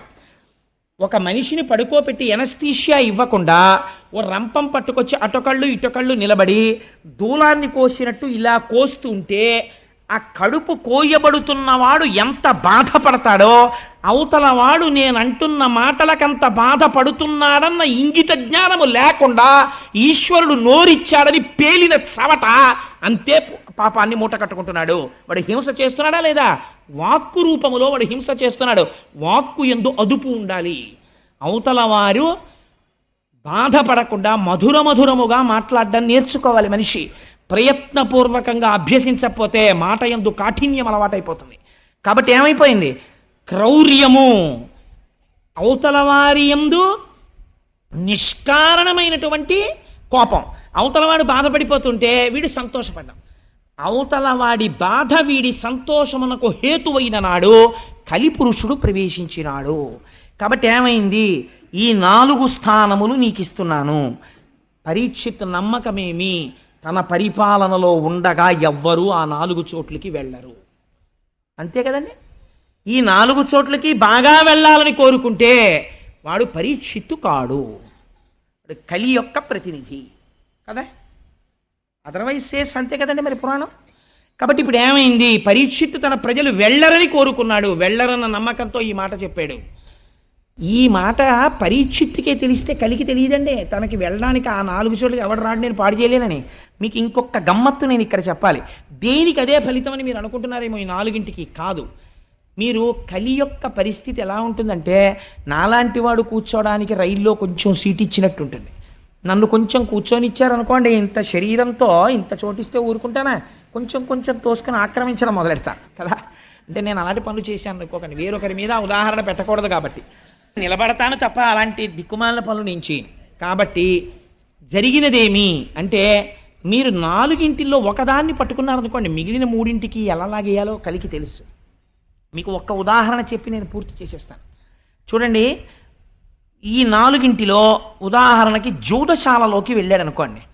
ఉట్టినే సరదాగానండి, నేనేం ఆడ చూస్తానంటాడు.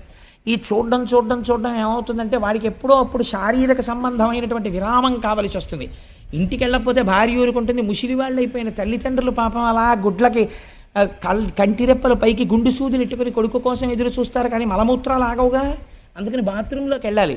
నిర్దాక్షిణ్యంగా ఉంటారు అప్పుడు పక్క వాళ్ళు, వీడి కోసం వాళ్ళేం ఆపరం. అందుకని వీడు ఎవరికో కళ్ళకి ప్రాక్సీ ఇవ్వాలి, వీటిని వాడికి అప్పచెప్పి వెళ్ళాలి. అందుకని వీడు ఏం చేస్తాడంటే హెల్పింగ్ హ్యాండ్ కింద కూర్చుంటాడు, 12th మ్యాన్ కూర్చున్నట్టు. అంతే, చాలా అయిపోయింది. ఇంకా తర్వాత ఏమైంది, వీడు ప్రోనోట్ల మీద సంతకాలు పెట్టడం మొదలెడతాడు. ఐశ్వర్యం నిశ్శబ్దంగా వెళ్ళిపోతుంది. అక్కడి నుంచి ఏమైంది, అసత్యం ప్రారంభం అవుతుంది. అసత్యంలోంచి లక్ష్మి వెళ్ళిపోవడం ప్రారంభం అవుతుంది. లక్ష్మి వెళ్ళిపోవడం ప్రారంభమైన కలి ఊరుకోడు, జూదశాలకి రా రా రా అని లాగుతాడు. లాగాడు కాబట్టి ఏం చేయాలి, భార్య మెళ్ళో పుస్తిల్తాడు కూడా లాగేసి తీసుకెళ్ళిపోతాడు. కాబట్టి ఏమైపోయింది, అది దొంగతనం వైపుకి వెళ్ళిపోయింది. ఆవిడేమంటుంది, ఇంకా నేను మీతో కాపురం చేయలేని పుట్టింటికి వెళ్ళిపోతానంటుంది. ఆవిడ్ని కొట్టడం మొదలెడతాడు. ఏమైపోయింది, క్రౌర్యంలోకి వెళ్ళిపోయాడు, హింసలోకి వెళ్ళిపోయాడు, దొంగతనంలోకి వెళ్ళిపోయాడు. పిల్లల్ని కొడతాడు, వాళ్ళ ఫీజులు కట్టడు, వాళ్ళ చదువు గురించి చూడడు, మానమర్యాదలు పట్టించుకోడు. నా భార్య ఇంటికి వెళ్ళేటప్పటికీ నా మీద తగాదా పెట్టుకుంటోందని పరస్త్రీని కోరుకుంటాడు. ఒక దాంట్లోంచి 4 ఇంట్లోకి సర్వభ్రష్టుని చేసి నాశనం చేసేస్తాడు. ఆఖరికి వాడు చచ్చిపోతే అమ్మయ్య పోయాడంట. ఎందుకు అయిపోయావు నువ్వు అలాగా? ఒక్క దాంట్లో కాలిట్టేవంతే 4 లాగేయగలడు. కాబట్టి ఈ 4 దుష్ఫలితములు 4 ఆశ్రయించి ఉన్నాయి. భాగవతం అందుకని విను అని చెప్పారు. ఈ జీవితం ఎక్కడ పాడైపోతోందో నీకు చెప్పేస్తాం, ఇది అర్థం చేసుకో. ఇంత అగ్నితప్తం జరగాలి, బంగారం అగ్నిహోత్రంలో ఉడకాలి. ఇప్పుడు ఇంత ఉడుకుతోంది, ఇప్పుడు రావాలి శుకుడు. ఇప్పుడు వస్తే తప్ప, మహానుభావుడు వచ్చి కూర్చుంటే తప్ప ఎదర భాగవతం ఇప్పుడు వస్తుంది. ఇంకా ఇప్పుడు వస్తే అది వింటూ ఉంటే మన జీవితాలు భగవద్ అనుగ్రహానికి అందుకు నోచుకుంటాయని చెప్పారు భాగవతం వింటే. ఇప్పుడు ఏమైంది, ఈ 4 ఇస్తే పరీక్షిత్తుకే తెలుసు కదా ఎవరు వెళ్ళరని. ఇప్పుడు మీకు చెప్పాను కదా, ఒకదానికి ఎడితే 4 రకాలుగా భ్రష్టుడు అవుతాడు. కాబట్టి ఎక్కడికి ఎవడు వెళ్ళడు, ఆ నమ్మకంతోటే కదా పరీక్షిత్ ఇచ్చాడు ఈ స్థానాలు. కాబట్టి ఆ మాత్రం తెలివితేటలు కలిపురుషుడికి లేవండి. కాబట్టి కలిపురుషుడు ఏమనాలి ఇప్పుడు, ఎందుకంటే ఆ 4 స్థానాలు నాకు అక్కర్లేదనాలి. అక్కర్లేదంటే ఆయన అంటే ఆయతల బాగుంటాడు. అందుకే కలిపురుషుడు అంటే ఏంటి, చాలా తెలివితేటలుగా మభ్యపెట్టగలిగిన వాడు. కాబట్టి ఆయన ఏమన్నాడో తెలుసా అండి, మీరు పావుషేరు శనగపప్పు పట్టండి, నేను పావుషేరు ఓ కట్టుకొస్తాను, ఇద్దరం కలుపుకుని పంచుకు ఊదుకు తిందామన్నట్టు. ఎవడం ఓ కట్టుకు రావడం ఎందుకు, కలుపుకోవడం ఎందుకు, పంచుకోవడం ఎందుకు, ఊదుకు తినడం ఎందుకు, తను ఏదో తెచ్చినట్టు ప్రజ్ఞ అనమాట. అలా ఎంత మెహర్బా. నాకు లోకంలో చాలా విచిత్రంగా ఉంటాయి పోకడలు. పాపం ఒక ఆవిడ, ఏమంటే ఎప్పుడు చూసినా మా నాన్నగారు గొప్ప, మా అమ్మగారు గొప్ప, మా నాన్నగారు గొప్ప, మా అమ్మగారు గొప్ప అని నిష్కారణంగా మా అమ్మగారిని నాన్నగారిని తిడతారు. మీ అమ్మ చూడు, మీ నాన్న చూడు ఎప్పుడు అని చెప్పి పాపం వాళ్ళని తిడతారు. అదేమిటండి, మా అమ్మగారు నాన్నగారులలో ఒక్క సుగుణం లేదా అంటే ఆయన అన్నట్ట, సరే ఇవాళ నుంచి నేను మా అమ్మగారిని నాన్నగారిని పొగిడి మీ అమ్మగారిని నాన్నగారిని తిట్టను. మీ అత్తగారు మామగారే మంచివాళ్ళు, మా అత్తగారు మామగారే భ్రష్టులు, సరేనా అన్నాడు. ఏమైంది, ఎటు మారిస్తే ఏమైంది? అలా అదొక రకమైనటువంటి గుంభనం, మాటలో అతి తెలివితేటలు. కలిపురుషుడు ఎలాగా మభ్య పెట్టాడో చూడండి. మభ్య పెట్టడం అండి లక్షణం. అసలు ఆ మభ్య పెట్టేటటువంటి మాట తీరు ఎక్కడి నుంచి వస్తుందో తెలుసా అండి, ఇక్కడ అశౌచం ఉంటే అవతల వాళ్ళని ఎలాగో అలా లొంగదీసే మాట మాట్లాడడం మొదలవుతుంది. తన సత్యమునకు కట్టుబడిపోయాడు అనుకోండి, ఇక్కడ కలిస్థానం లేదనుకోండి, అసలు అవతల వారి యొక్క ప్రయోజనాన్ని తాను కోరుకోవట్లేదు. కాబట్టి అసలు అటువంటి ఆ మాటలు రావు నోటి వెంట. ఎలా మాట్లాడాడో చూడండి, ఎంత గొప్పగా మాట్లాడాడో. అయ్యా మీరు 4 ఇచ్చారు కదా, ఈ 4 నేను ఊంచుకోవడానికి తగిన స్థానము లేదు కనుక ఇంకొకటి ఇప్పించండి అన్నాడు. ఇంకొకటి ఇప్పించండి అంటే ఆయనకి తెలిసి 4 తప్ప ఇంకొకటి ఏది ఇచ్చినా అందులోకి నేను ప్రవేశించడానికి అవకాశం వెతుక్కోవచ్చు అని. గభాలన పరీక్షిత్ అన్నాడు, బంగారం ఇచ్చాను అన్నాడు. ఎందుకన్నాడా మాట అంటే, ఆ రోజుల్లో బహుశా ఒక లక్షణం ఉండేది. అంటే భాగవతంలోనే ఒక చోట వ్యాఖ్యానంలో ఒక మాట చెప్తారు, నిస్సంగులైనటువంటి వారు ఆత్మజ్ఞానమును ప్రబోధం చేసేటటువంటి వారికి హేమము అంటే బంగారమునందు లోభత్వం ఉండదు, వారు కోరుకోరు, వాళ్ళకి అది పెద్ద ఆసక్తి ఉండదు దాని మీద. అట్లాంటి వారు లోకములో ఉండగా, వారి ప్రబోధం ఉండగా లోకం ఎందుకు పాడవుతుంది అనుకున్నాడో ఏమో, బంగారమునందు స్థానం ఇచ్చానన్నాడు. పరీక్షిత్ ఒంటి నిండా బంగారం ఉంది, ఆపాదమస్తకం, కిరీటం దగ్గర నుంచి ఆభరణాల వరకు ఉంది. వెళ్ళలేడండి, అందరిలోకి వెళ్ళడం ఎందుకండి, పరీక్షిత్తులోకి వెళ్ళిపోతే సరిపోయాయి, డైరెక్ట్గా నాశనం అయిపోయింది. పరీక్షిత్తును పాడి చేసేస్తే చాలు. తను ఇంకా రాజద్వారం తెరిచేసుకున్నట్టే. కోటలోకి ప్రవేశించడానికి సామాన్య సిపాయిల్ని ఎంతమందిని చంపుతారు? రాత్రికి రాత్రి మీరు కుట్ర చేసి ప్రభువుని బంధించేశారనుకోండి, అయిపోయిందంటే సింహాసనం మీ హస్తగతం అయిపోయింది. ఇప్పుడు పరీక్షిత్తుని కొట్టాలి, దొరికేశాడు. ఎక్కడ దొరికేశాడు? తన మాట తప్పని తనమే తనకి ప్రతిబంధకం అయిపోయింది. నీకు బంగారమునంది ఇచ్చానన్నాడు. చాలు మహాప్రభో, చాలా సంతోషం అన్నాడు. వెళ్ళిపోయాడు పరీక్షిత్. ఇంటికి వెళ్ళాడు. కోరిక పుట్టింది, వేటకెడితే బాగుండనిపించింది. ఎందుకని? ఒంటి మీద బంగారం ఉంది కాబట్టి పుట్టేసింది, అంతే. కలి ప్రవేశం జరిగిపోయింది. వేటకెడదామనిపించింది. అనిపించి ఆ వేట కోసమని బయలుదేరాడు. బయలుదేరితే అనేక మృగములను వేటాడాడు. ఎందుకు వేటాడడం అంటే, కలి యొక్క అంశాలలో తానిచ్చిన వేరొక స్థానములోకి వచ్చేసాడు బంగారంలోంచి. ఇప్పుడు పరీక్షిత్ ఎలా? మీకు చెప్పాను కదా, ఒక దాంట్లోకి వస్తే చాలు, మిగిలినవన్నీ వచ్చేసి నాశనం అయిపోతాడు. ఇప్పుడు బంగారం ఉంది ఒంటి మీద, వచ్చాడు కలి. కాబట్టి ఇప్పుడు ఏమైంది? జీవహింస చెయ్యాలన్న కోరిక పుట్టింది. వేటకి ప్రభువు ఎప్పుడు ఎడతాడు అంటే, సాధారణంగా ఎప్పుడు ఎడతాడంటే, జానపదులు వచ్చి అయ్యా క్రూర మృగాల సంఖ్య పెరిగిపోయిందండి అంటే, ఊరు మీదకి రావడానికి భయపడే రీతిలో దండుగా వెళ్ళి, రాజు అందుకే పెద్ద పరివారంతో పెడతాడు. కనుమ పండగకి వెంకటేశ్వర స్వామి వారు పెడతారు వేటకి. మనం మేము చూసాం, వెళ్ళిన వాళ్ళం. అలా ఆ వేటకి వెళ్ళి కొన్ని క్రూర మృగాల్ని వేటాడతాడు. అలా వెళ్ళాలి, అంతేకాని ఆ జంతువుల్ని చంపడం సరదాగా వెళ్ళకూడదు. అలాంటి ఆలోచన పుట్టింది, చంపుదాం అని. ఇప్పుడు ఏం చేశాడు? వేటకెళ్ళాడు. ఇప్పుడు ఏమైంది? ఇంకో స్థానంలోకి వెళ్ళాడు, జీవహింసలోకి. నిష్కారణ క్రౌర్యం ప్రవేశించింది. బయలుదేరి వేటకెళ్ళాడు. వేటకెళ్ళిన వాడు ఏం చేశాడు? వేటాడాడు కాబట్టి ఆయనకి ఆకలేసింది, దప్పిక కలిగింది. ఆకలి దప్పిక కలిగితే ఎక్కడికి వెళ్ళాలి? ఎక్కడికి వెళ్ళాలో అక్కడికి వెళ్ళాలి. నాకు బాగా ఆకలేసింది అనుకోండి, కనీసంలో కనీసం ఈ ఊళ్ళో మనకు ఎవరు తెలియరా అనుకుంటే ఏం చేయాలి? హోటల్కి వెళ్ళి, అయ్యా ఏమున్నాయండి అని అడిగో, ఇడ్లీయో మసాలా దోశ ఏదో అడగాలి. అంతేగాని ఓ వెల్డింగ్ షాప్కి వెళ్ళి తినడానికి ఏమైనా ఉన్నాయండి అన్న నోరు తిరిగి పెడతానంటాడు. ఆర్క్ వెల్డింగ్ రాదు, బుద్ధి ఉందే, ఇప్పుడు ఇక్కడికి వచ్చి ఏమైనా తినడానికి ఉన్నాయా అంటే ఏంటి? ఏదో ఎదురుకుండా హోటల్కి పోయి ఏమైనా ఉంటాయంటాడు. ఎక్కడ ఏది దొరుకుతుందో అక్కడికి వెళ్ళాలి. ఆ మాత్రం బుద్ధి లేకపోవడం అంటే ఏమిటంటే, బుద్ధి భ్రంశమవుతోంది పరీక్షిత్తుకి. లేకపోతే ఆకలేసిన వాడు, నీరు కావలసిన వాడు మహర్షాశ్రమానికి పోవడం ఏమిటి? అక్కడ ఆయన ఏం తపస్సు చేసుకుపోని వెళ్ళాడు. ఆల్రెడీ ఏమోనండి కొంచెం నీళ్లు దొరుకుతాయేమో అని వెళ్ళాడండి. ఎవరిని అడగాలండి? మంచినీళ్ళు దాహం వేస్తే అక్కడ ఎవరన్నా కాస్త తిరుగుతుంటే, ఆ ఆశ్రమంలో ఎక్కడన్నా కుటీరాల్లో ఉన్నవాళ్ళు ఉంటే, అమ్మ కాసిన నీళ్లు పోయిండి అమ్మ దాహం వేస్తోందని అడగాలి. ఎవరి దగ్గరికి వెళ్ళి నించున్నాడో తెలుసా అండి? నీళ్లు కావాలని అంటే అహంకారము వచ్చినది. ఎవరి దగ్గరికి వెళ్ళాడు అంటే, ఎంత గొప్ప వర్ణన చేశారో తెలుసా అండి వ్యాసుల వారు? ఎగ్జాక్ట్ ట్రాన్స్లేషన్ చేశారంతే పోతన గారు. పలికెడిది భగవతమట పలికించు విభుండు రామభద్రుండట, మీలిత నేత్రుడై మెలగుట చాలించి బాహ్యమున జడిలేక శాంతుడగుచు. ఆయన శమీక మహర్షి. ఎటువంటి స్థితిలో ఉన్నాడు? మెలగుట చాలించి, కదలిక లేదు, మెదలిక లేదు, స్థాణు అయిపోయి ఉన్నాడు. స్థాణు అయిపోయి ఉండడం అంటే ఏమిటి? మీరు ఇప్పుడు ఒక్క విషయం, ఇప్పుడు ఈ మాటల్ని చాలా క్లీశంతో, చాలా గహనమైనటువంటి వర్ణన చేస్తారు. నేను తరచూ ఒక మాట చెప్తుంటాను. ఇప్పుడు ఇలా ఒక చిక్కుడు పాదు పెట్టి, నేను 4 రోజులు చిక్కుడు పాదు పక్కనే కూర్చుని ఇక్కడ ఒక కర్ర పాతాను అనుకోండి, చిక్కుడు పాదు నన్ను ఒక్కనాటికి నమ్మదు, వచ్చి నన్ను అల్లుకోదు, వీడు లేచి వెళ్ళిపోతాడని దానికి తెలుసు. చిక్కుడు పాదు కర్రను అల్లుకుంటుంది వెళ్ళి. ఎందుకు అల్లుకుంటుందో తెలుసా అంటే, అది కదలదనేది పసిగడుతుంది.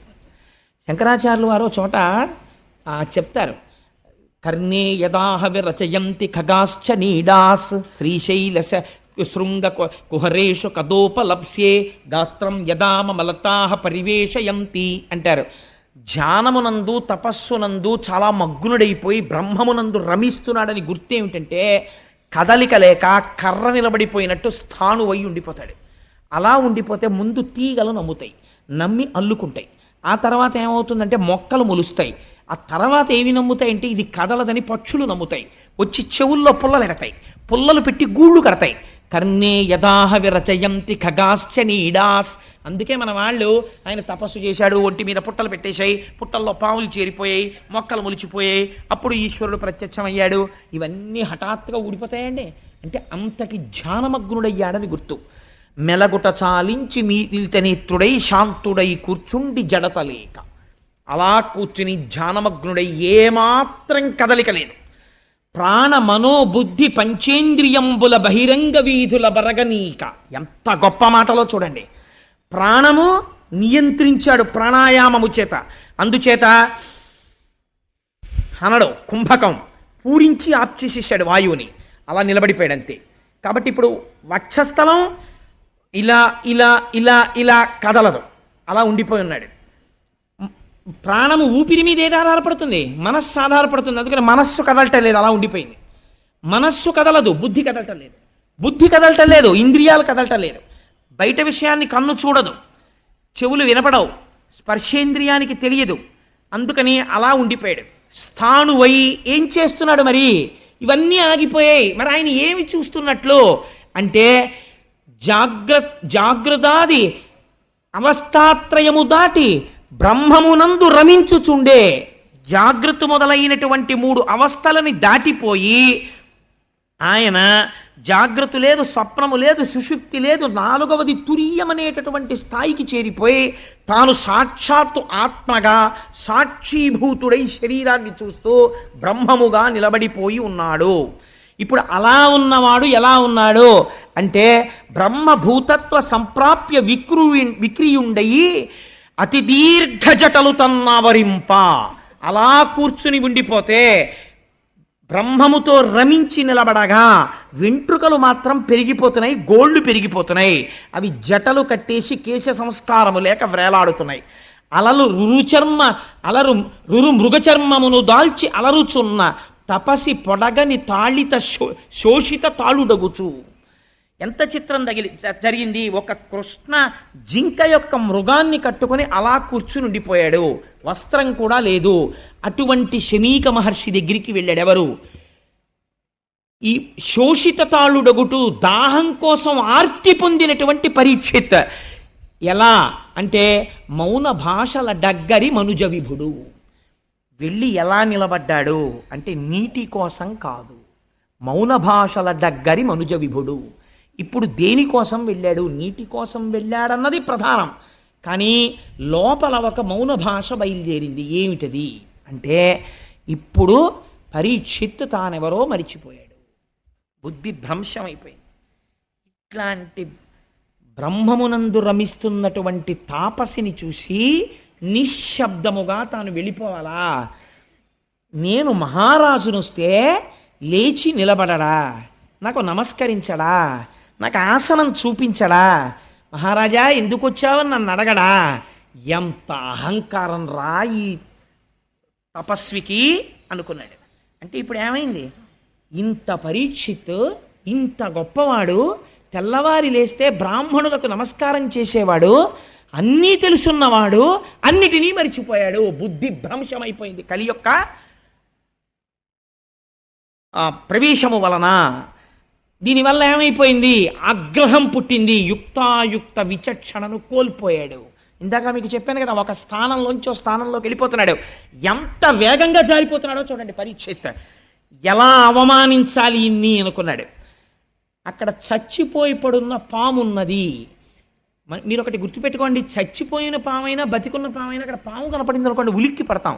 శమీక మహర్షికి తెలియదు అక్కడ చచ్చిపోయిన పాము ఉందని. అంటే ఆయన అంతగా బ్రహ్మమునందు రమిస్తున్నాడు. పరీక్షిత్ కనపడుతోంది చచ్చిపోయిన పాము. చచ్చిపోయిన పామైనా మెళ్ళో వేసేటప్పటికి చల్లగా తగులుతుంది. తగలగానే ఏమిటిది అని చూసుకునేటప్పటికి పాము, అయ్య బాబాయ్ పాము, అయ్య బాబా పాము అని అరుస్తాడు. అప్పుడు వీడిని గేలి చెయ్యొచ్చు అనుకున్నాడు. ఇప్పుడు ఏమైంది? మౌన భాషల దగ్గరి మనుజ విభుడు. వికృతాతి వికృతమైన ఆలోచనలు లోపల పెరిగిపోతున్నాయి ఇంకా రకరకాలుగా. ఇప్పుడు ఏం చేశాడు? ఆ ధనస్సు యొక్క చివరి భాగంతో మృత సర్పాన్ని పైకెత్తాడు. ఒక ప్రభువు ధర్మరాజు యొక్క మనవడు అభిమన్యుడి కొడుకు చెయ్యవలసిన పని. అంటే ఇప్పుడు ఏమైపోతోంది? పరమ భయంకరమైన సన్నివేశము జరుగుతోంది ప్రపంచంలో. ఆ మృత సర్పాన్ని పైకెత్తాడు. ఎత్తి ఎవరి మీద వేశాడు? శమీక మహర్షి మెడలో వేశాడు. ఆయనకి చల్లగా పాము తెలిసిందా? తెలియలేదు. కాబట్టి ఏమిటి నిర్ధారణ? ఆయన తపస్వి అయి ఉన్నారు. తపస్వి అయి ఉన్నవాడిలోకి వెళ్ళగలిగాడా కలి? వెళ్ళలేకపోయాడు. ఆయనలోకి వెళ్ళి దేంటి గభాలను ఆయన నీళ్లు తీసి పరీక్షిత్తులు శపించేటట్టు చెయ్యొచ్చుగా. వెళ్ళలేకపోయాడు. ఎందుకు వెళ్ళలేకపోయాడు? ఇంద్రియములు, మనస్సు ఈశ్వరుణ్ణి పట్టి ఉన్నాయి. అలా పట్టి ఉన్న చోటికి కలి వెళ్ళలేకపోయాడు. ఎక్కడికి వెళ్ళగలిగాడు? ఒక్క స్థానానికి ఆశ్రయం ఇచ్చినా వెళ్ళిపోయి మొత్తం నాశనం చేయగలిగాడు. ఇది మీకు అక్కడ ఉన్న సన్నివేశం.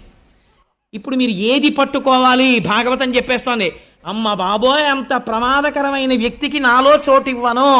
కాబట్టి నువ్వు ఏది పట్టుకోవాలి? శమీకుడు ఏది పట్టుకున్నాడో నువ్వు అది పట్టుకోవాలి.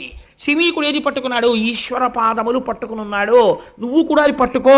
ఆ స్పర్శ నీకున్నంత కాలం కలి నీలోకి రాలేడు. ఇది భాగవతం చెప్తున్న తీర్పు. అందుకని ఈ సన్నివేశాన్ని వ్యాసుల వారు, పోతన గారు తీసుకొస్తున్నారు. ఇప్పుడు ఏం చేశాడు? పావుని వేసేశాడు. పావుని వేసేస్తే ఆయన ఏమైనా ఉలిక్కి పడ్డాడండి? ఉలిక్కి పడలేదు. కానీ తను సంతోషపడిపోయాడు. నాకు నీళ్ళు ఇవ్వలేదు చూసావా, చచ్చిన పావుని వాడి మెళ్ళో వేశాను. మీరు ఒక్క మాట వినండి, నేను ఒక యథార్థమైన విషయం ప్రస్తావన చేస్తాను. నేను నిద్రపోతున్నాను. నిద్రపోతుంటే మీరు వచ్చారు. నువ్వు అలాంటి వాడివి, నువ్వు ఇలాంటి వాడివి, నువ్వు అటువంటి ధూర్తుడివి అని నన్ను 50 తిట్లు తిట్టేశారు. తిట్టేసి మీరు వెళ్ళిపోయారు. వెళ్ళిపోయిన తర్వాత నేను నిద్రలేచాను.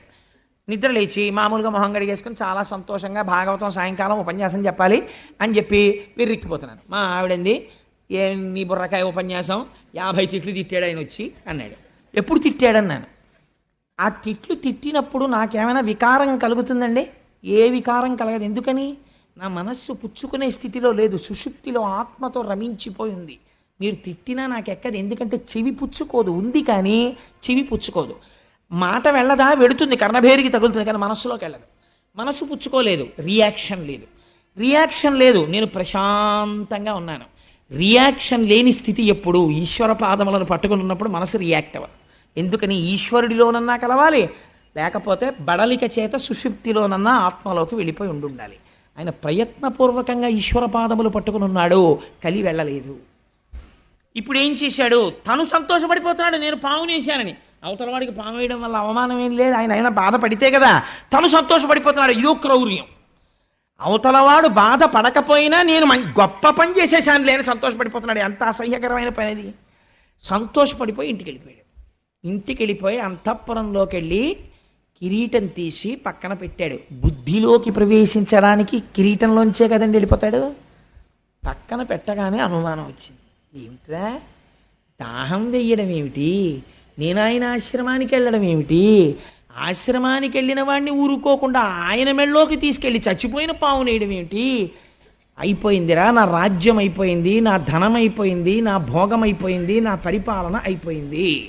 కాబట్టి నేను చెయ్యరాని దుష్కృత్యమును చేసేశాను. దీనికి అంతటికీ కారణం కలిపురుషుడు ప్రవేశించేశాడు. ఎంత తప్పు చేశాను అని పశ్చాత్తాపడిపోయాడు. అంటే ఆయన సహజ స్థితి అది కాదు, భ్రష్టుడైపోయాడు కలిపురుషుడి వలన. ఇప్పుడు ఇదెవరికి తెలిసింది? ఆయన చేత ప్రతిస్పందన తేలేకపోయాడు. కానీ ఇది మునికుమారులు చూశారు, చిన్న చిన్న పిల్లలు. వాళ్ళు చూసి పరిగెత్తుకుంటూ వెళ్ళారు. ఎవరి దగ్గరికి వెళ్ళారు? ఆ కౌశికీ నది ఒడ్డున ఆడుకుంటున్నాడు శమీక మహర్షి యొక్క కుమారుడు శృంగి. ఆ పిల్లవాడి దగ్గరికి వెళ్ళాడు. వాడు మహాతపస్వి. వాడి దగ్గరికి వెళ్ళి, ఉరే మీ నాన్నగారు తపస్సు చేసుకుని సమాధిలో ఉండగా ఒక రాజు వచ్చి, ఆ రాజు ఎవరో ఆ పిల్లలకి తెలియదు, అది గమ్మత్తు, ఆయన పేరు తెలియదు వాళ్ళకి. ఒక రాజు వచ్చి ఏదో మాట్లాడాడు, మీ తండ్రి పలకలేదు, కోపంతో చచ్చిపోయిన పావుని ధనస్సుతో ఎత్తి మీ నాన్నగారి మెడలో వేసి వెళ్ళిపోయాడు. వెంటనే ఆయన అన్నాడు, మీరు రాజు అంటున్నారు కదా, రాజు క్షేమంగా రాజ్యమును దేని వలన పరిపాలించగలిగాడు? నా తండ్రి వంటి తపస్వి ఇక్కడ ఉండడం వల్ల రాజు పరిపాలించగలిగాడు. ఒక యజమాని బయట పారేసినటువంటి ఎంగిలి మెతుకులు తిని బలిసినటువంటి కాకి యజమాని తల మీద తంతే ఎంత అకృత్యమో, ఇంటి బయట కూర్చోవలసిన కుక్క యజమాని నివేదనకి సిద్ధం చేసిన ప్రసాదాన్ని ఇంట్లో కలియబడి తింటే ఎంత అపచారమో, బయట ఎక్కడో నిలబడి దానం అడగకుండా, ధర్మం అడగకుండా, ఒకటి అడగకుండా జింక చర్మం కట్టుకుని సమాధిమగ్నుడైన నా తండ్రి మెడలో పాము వేశాడా, మృత సర్పాన్ని వేశాడా అని వెంటనే కౌశికీ నది జలాల్ని చేత్తో పట్టుకున్నాడు. ఓడక వింటి కోపున మృతోరగమున్ కొని తెచ్చి మారుమాటాడకయున్న మజ్జనకు అంశతలంబున పెట్టి దుర్మత క్రీడ చెరించు రాజు హరకేశువులడ్డిననైనా చచ్చుపోనేటి కేడవనాడు ఫణీంద్రు విషానల హేతి సంహతిన్. అంతే, శాపం ఇచ్చేశాడు. ఆ నీళ్లు పట్టుకొని ఒక్క మాట అన్నాడంతే. ఓడక వింటి కోపున మృతోరగమున్ కొని తెచ్చి, చేతిలో ఉంది కదా ధనస్సు అని చెప్పి చెయ్యకూడని పని చేశాడు. ఎంత మాట అన్నాడో చూడండి. దేనికి ధనస్సు చేతిలో? అమాయకులైన ప్రజల్ని రక్షించడానికి చేతపట్టాడు. కానీ ఇవాళ చేతపట్టిన ధనస్సుతో అకృత్యాన్ని చేశాడు. ఓడక వింటి కోపున మృతోరగమున్ కొని తెచ్చి మారుమాటాడకయున్న మజ్జనకు అంశతలంబున పెట్టి, కనీసం ఎదురు తిరిగి ఒక మాట మాట్లాడలేదే అవమానించాడనడానికి. సమాధిమగ్నుడైన మా తండ్రి యొక్క కంఠసీమనందు స్మృత సర్పాన్ని వేశాడా? అటువంటి రాజు ఎవడైనా ఉండి ఉండవచ్చుగాక, హరకేశవులడ్డిననైనా వాడు ఈశ్వరుడే అడ్డని, శ్రీ మహావిష్ణువే అడ్డని చచ్చుబో 7వ నాడు, 7వ నాటికి చచ్చూరుకుంటాడంతే అని. ఎలా చచ్చిపోతాడు? పైగా తక్షక ఫణీంద్ర విషానల హితి సంహతిన్, తక్షకుడనేటటువంటి ఒక మహాసర్పము యొక్క కాటు వలన మరణించుగాక అని ఆ నీళ్లు విడిచిపెట్టేశాడు. విడిచిపెట్టేసి తిరిగి ఆశ్రమానికి వచ్చేసాడు. మీరు ఇవాళ నాతో కొద్దిగా సహకరించండి, శుకమహర్షిని ప్రవేశపెట్టి పూర్తి చేద్దాం.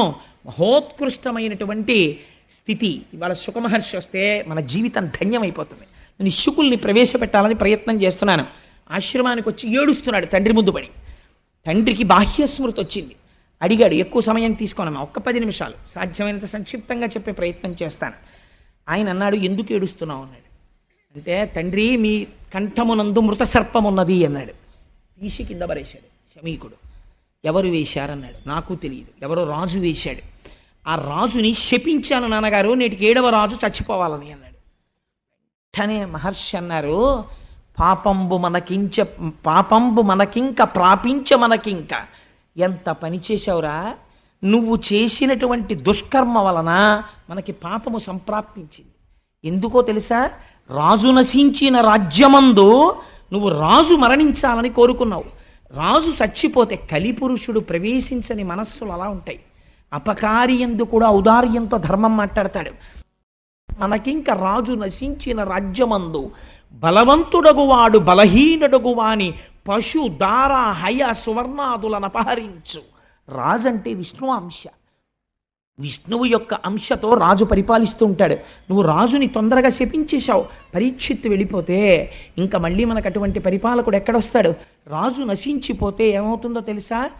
బలహీనుడైనటువంటి వాణ్ణి బలవంతుడైనటువంటి వాడు వచ్చి మొత్తి ఏమెత్తుకుపోతాడో తెలుసా? వాడి పశువుల్ని ఎత్తుకుపోతాడు. దారా, ఆఖరికి ఇది యుక్తాయుక్తమా అని చూడకుండా వాడి భార్యని కూడా ఎత్తుకుపోతాడు. హయా, గుర్రాలను ఎత్తుకుపోతాడు. సువర్ణ, ఎత్తుకుపోవట్లేదండి. కారు పార్క్ చేస్తే ఎత్తుకుపోతారు, స్కూటర్ పార్క్ చేస్తే ఎత్తుకుపోతారు. కారు పార్కింగ్ ప్లేస్లో మీరు కారు పెట్టి అపార్ట్మెంట్లో పడుకుంటే టేప్ రికార్డర్ ఎత్తుకుపోతారు. హయం అంటే నాకు గుర్రాలు లేవు కదండి, కలిపురుషుడు రావనక్కర్లేదు. గుర్రాలంటే కారులే, వాహనం కదా. అందుకని హయ సువర్ణాదులను అపహరించు. బంగారం అనేటటువంటిది ప్రాణం మీదకి తెచ్చేస్తుంది. ఎక్కడ వరకు ఎందుకండి? ఒక పిచ్చి తల్లి బ్యాంక్ ఎంప్లాయీ ఒంటి మీద బంగారు నగలు వేసుకుని వెళ్ళడం ఆవిడ సంతోషం అంతే. ధర్మబద్ధంగా ఆర్జించుకున్నటువంటి 4 నగలు వేసుకుని బ్యాంకుకి వెళ్ళేది ఆవిడ. నేను ఆ మధ్య చదివాను ఇక్కడ రాజమండ్రి దగ్గరలో, ఒంటి మీద బంగారు నగల కోసమని ఒక పండగ నాడు ఆవిడ తల పట్టుకుని ఆటో రాడ్లకేసి కొట్టి చంపేసి నగలెత్తుకుపోయి శవాన్ని తీసుకెళ్లి కాలవలో పారేశారు. కలిపురుషుడు ఉన్నాడు బంగారమునందు. చంపేలా మూలఘాతి, నాశనం.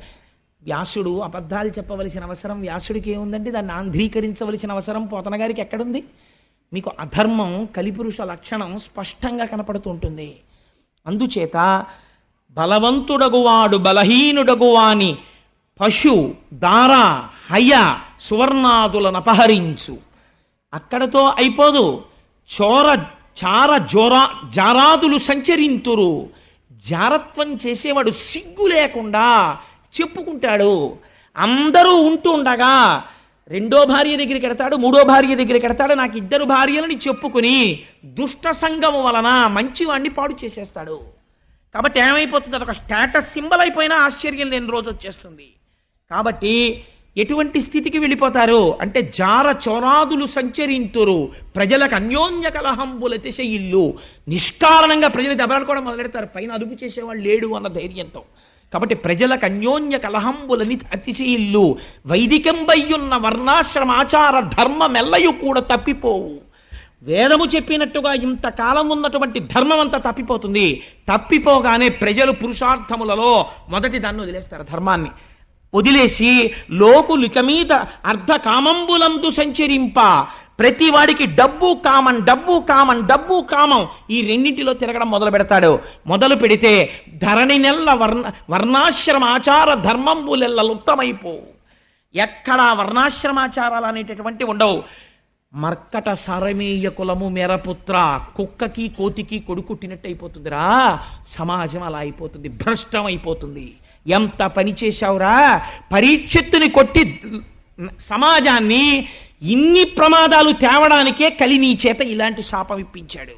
నువ్వు క్రోధమునకు వశుడవైపోయావు, ఎటువంటి శాపం ఇచ్చేసావురా, ఎంత పొరపాటు చేసేసావు అన్నాడు. కానీ పరీక్షిత్తుకు అందిపోయింది ఈ వార్త. మహానుభావుడు ఇంక నేటికి 7వ రోజున ఎలాగో శరీరం విడిచిపెట్టేస్తానని, ప్రాయోపవేశం చేస్తానని గంగ ఒడ్డుకెళ్ళి ఆ తూర్పు దిక్కుకి కొసలుండేటట్టుగా దర్భలు పరుచుకుని ప్రాయోపవేశం చేసి ఈశ్వరుడు యందు మనస్సును నిలబెట్టి ఒక మాట అంటాడు. ఎందుకు గంగ ఒడ్డుకి వెళ్ళడం అంటే, అమ్మా అని పిలిచిన నిన్ను పొమ్మా అని ముక్తి కడకు బుత్తువట, లెమ్మా నీ రూపముతో రమ్మా నాకెదురంగ గంగ రమ్యతరంగా అంటాడు. ఎంత గొప్ప పద్యం అంటే నిజంగా పోతన గారికే చెల్లింది గంగ మీద పద్యం రాయడం. అమ్మా అని పిలిచిన నిన్ను ఎవరైనా నీ దగ్గరికి వచ్చి అమ్మా గంగమ్మ అంటేట ఎంత అనుగ్రహిస్తావో తెలుసా, పొమ్మా అని ముక్తి కడకు బుత్తువట. ఇది గంగా స్నానానికి గొప్పతనం. పోరా, ఇది తప్పులు చేస్తే తీసేసాను నీ పాపాలు, పో మోక్షానికి అని పంపించేస్తావుట.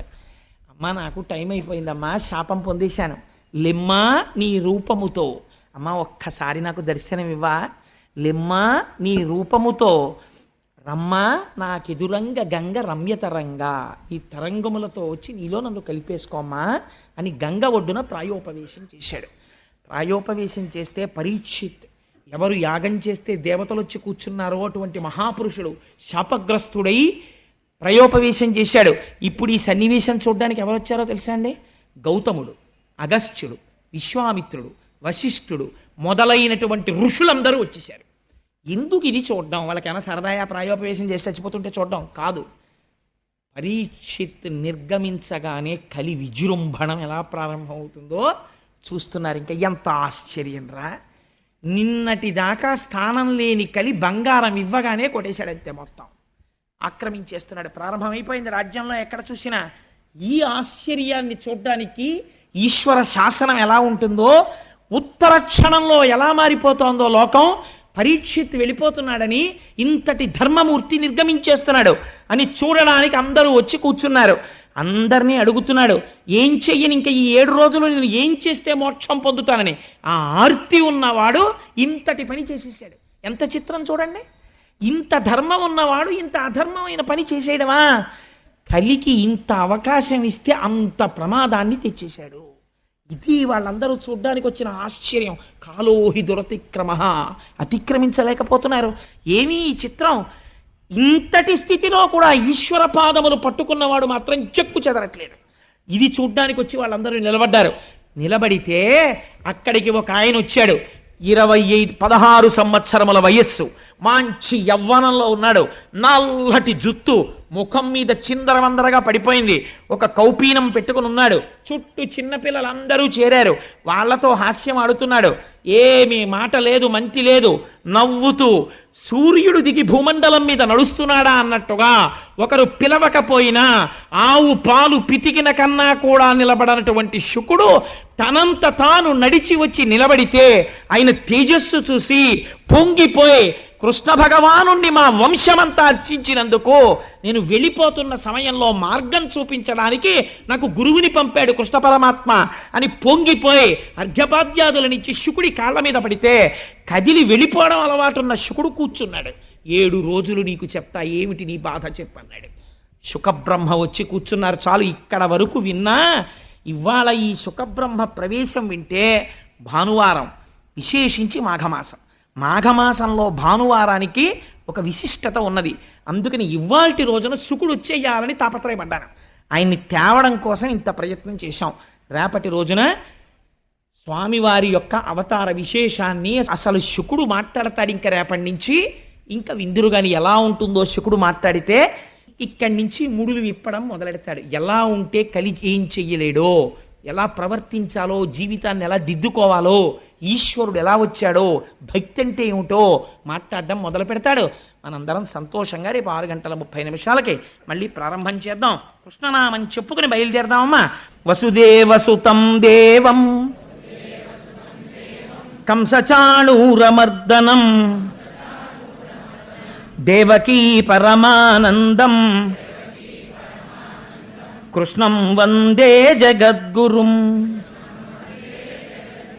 అతసీ పుష్పసంకాశం హారనూపురశోభితం రత్నకంకణకేయూరం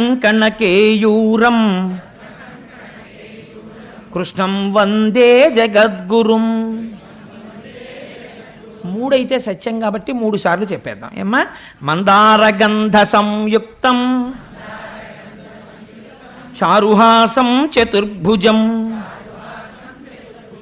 బర్హి పింఛావచూడాంగం కృష్ణం వందే జగద్గురుం.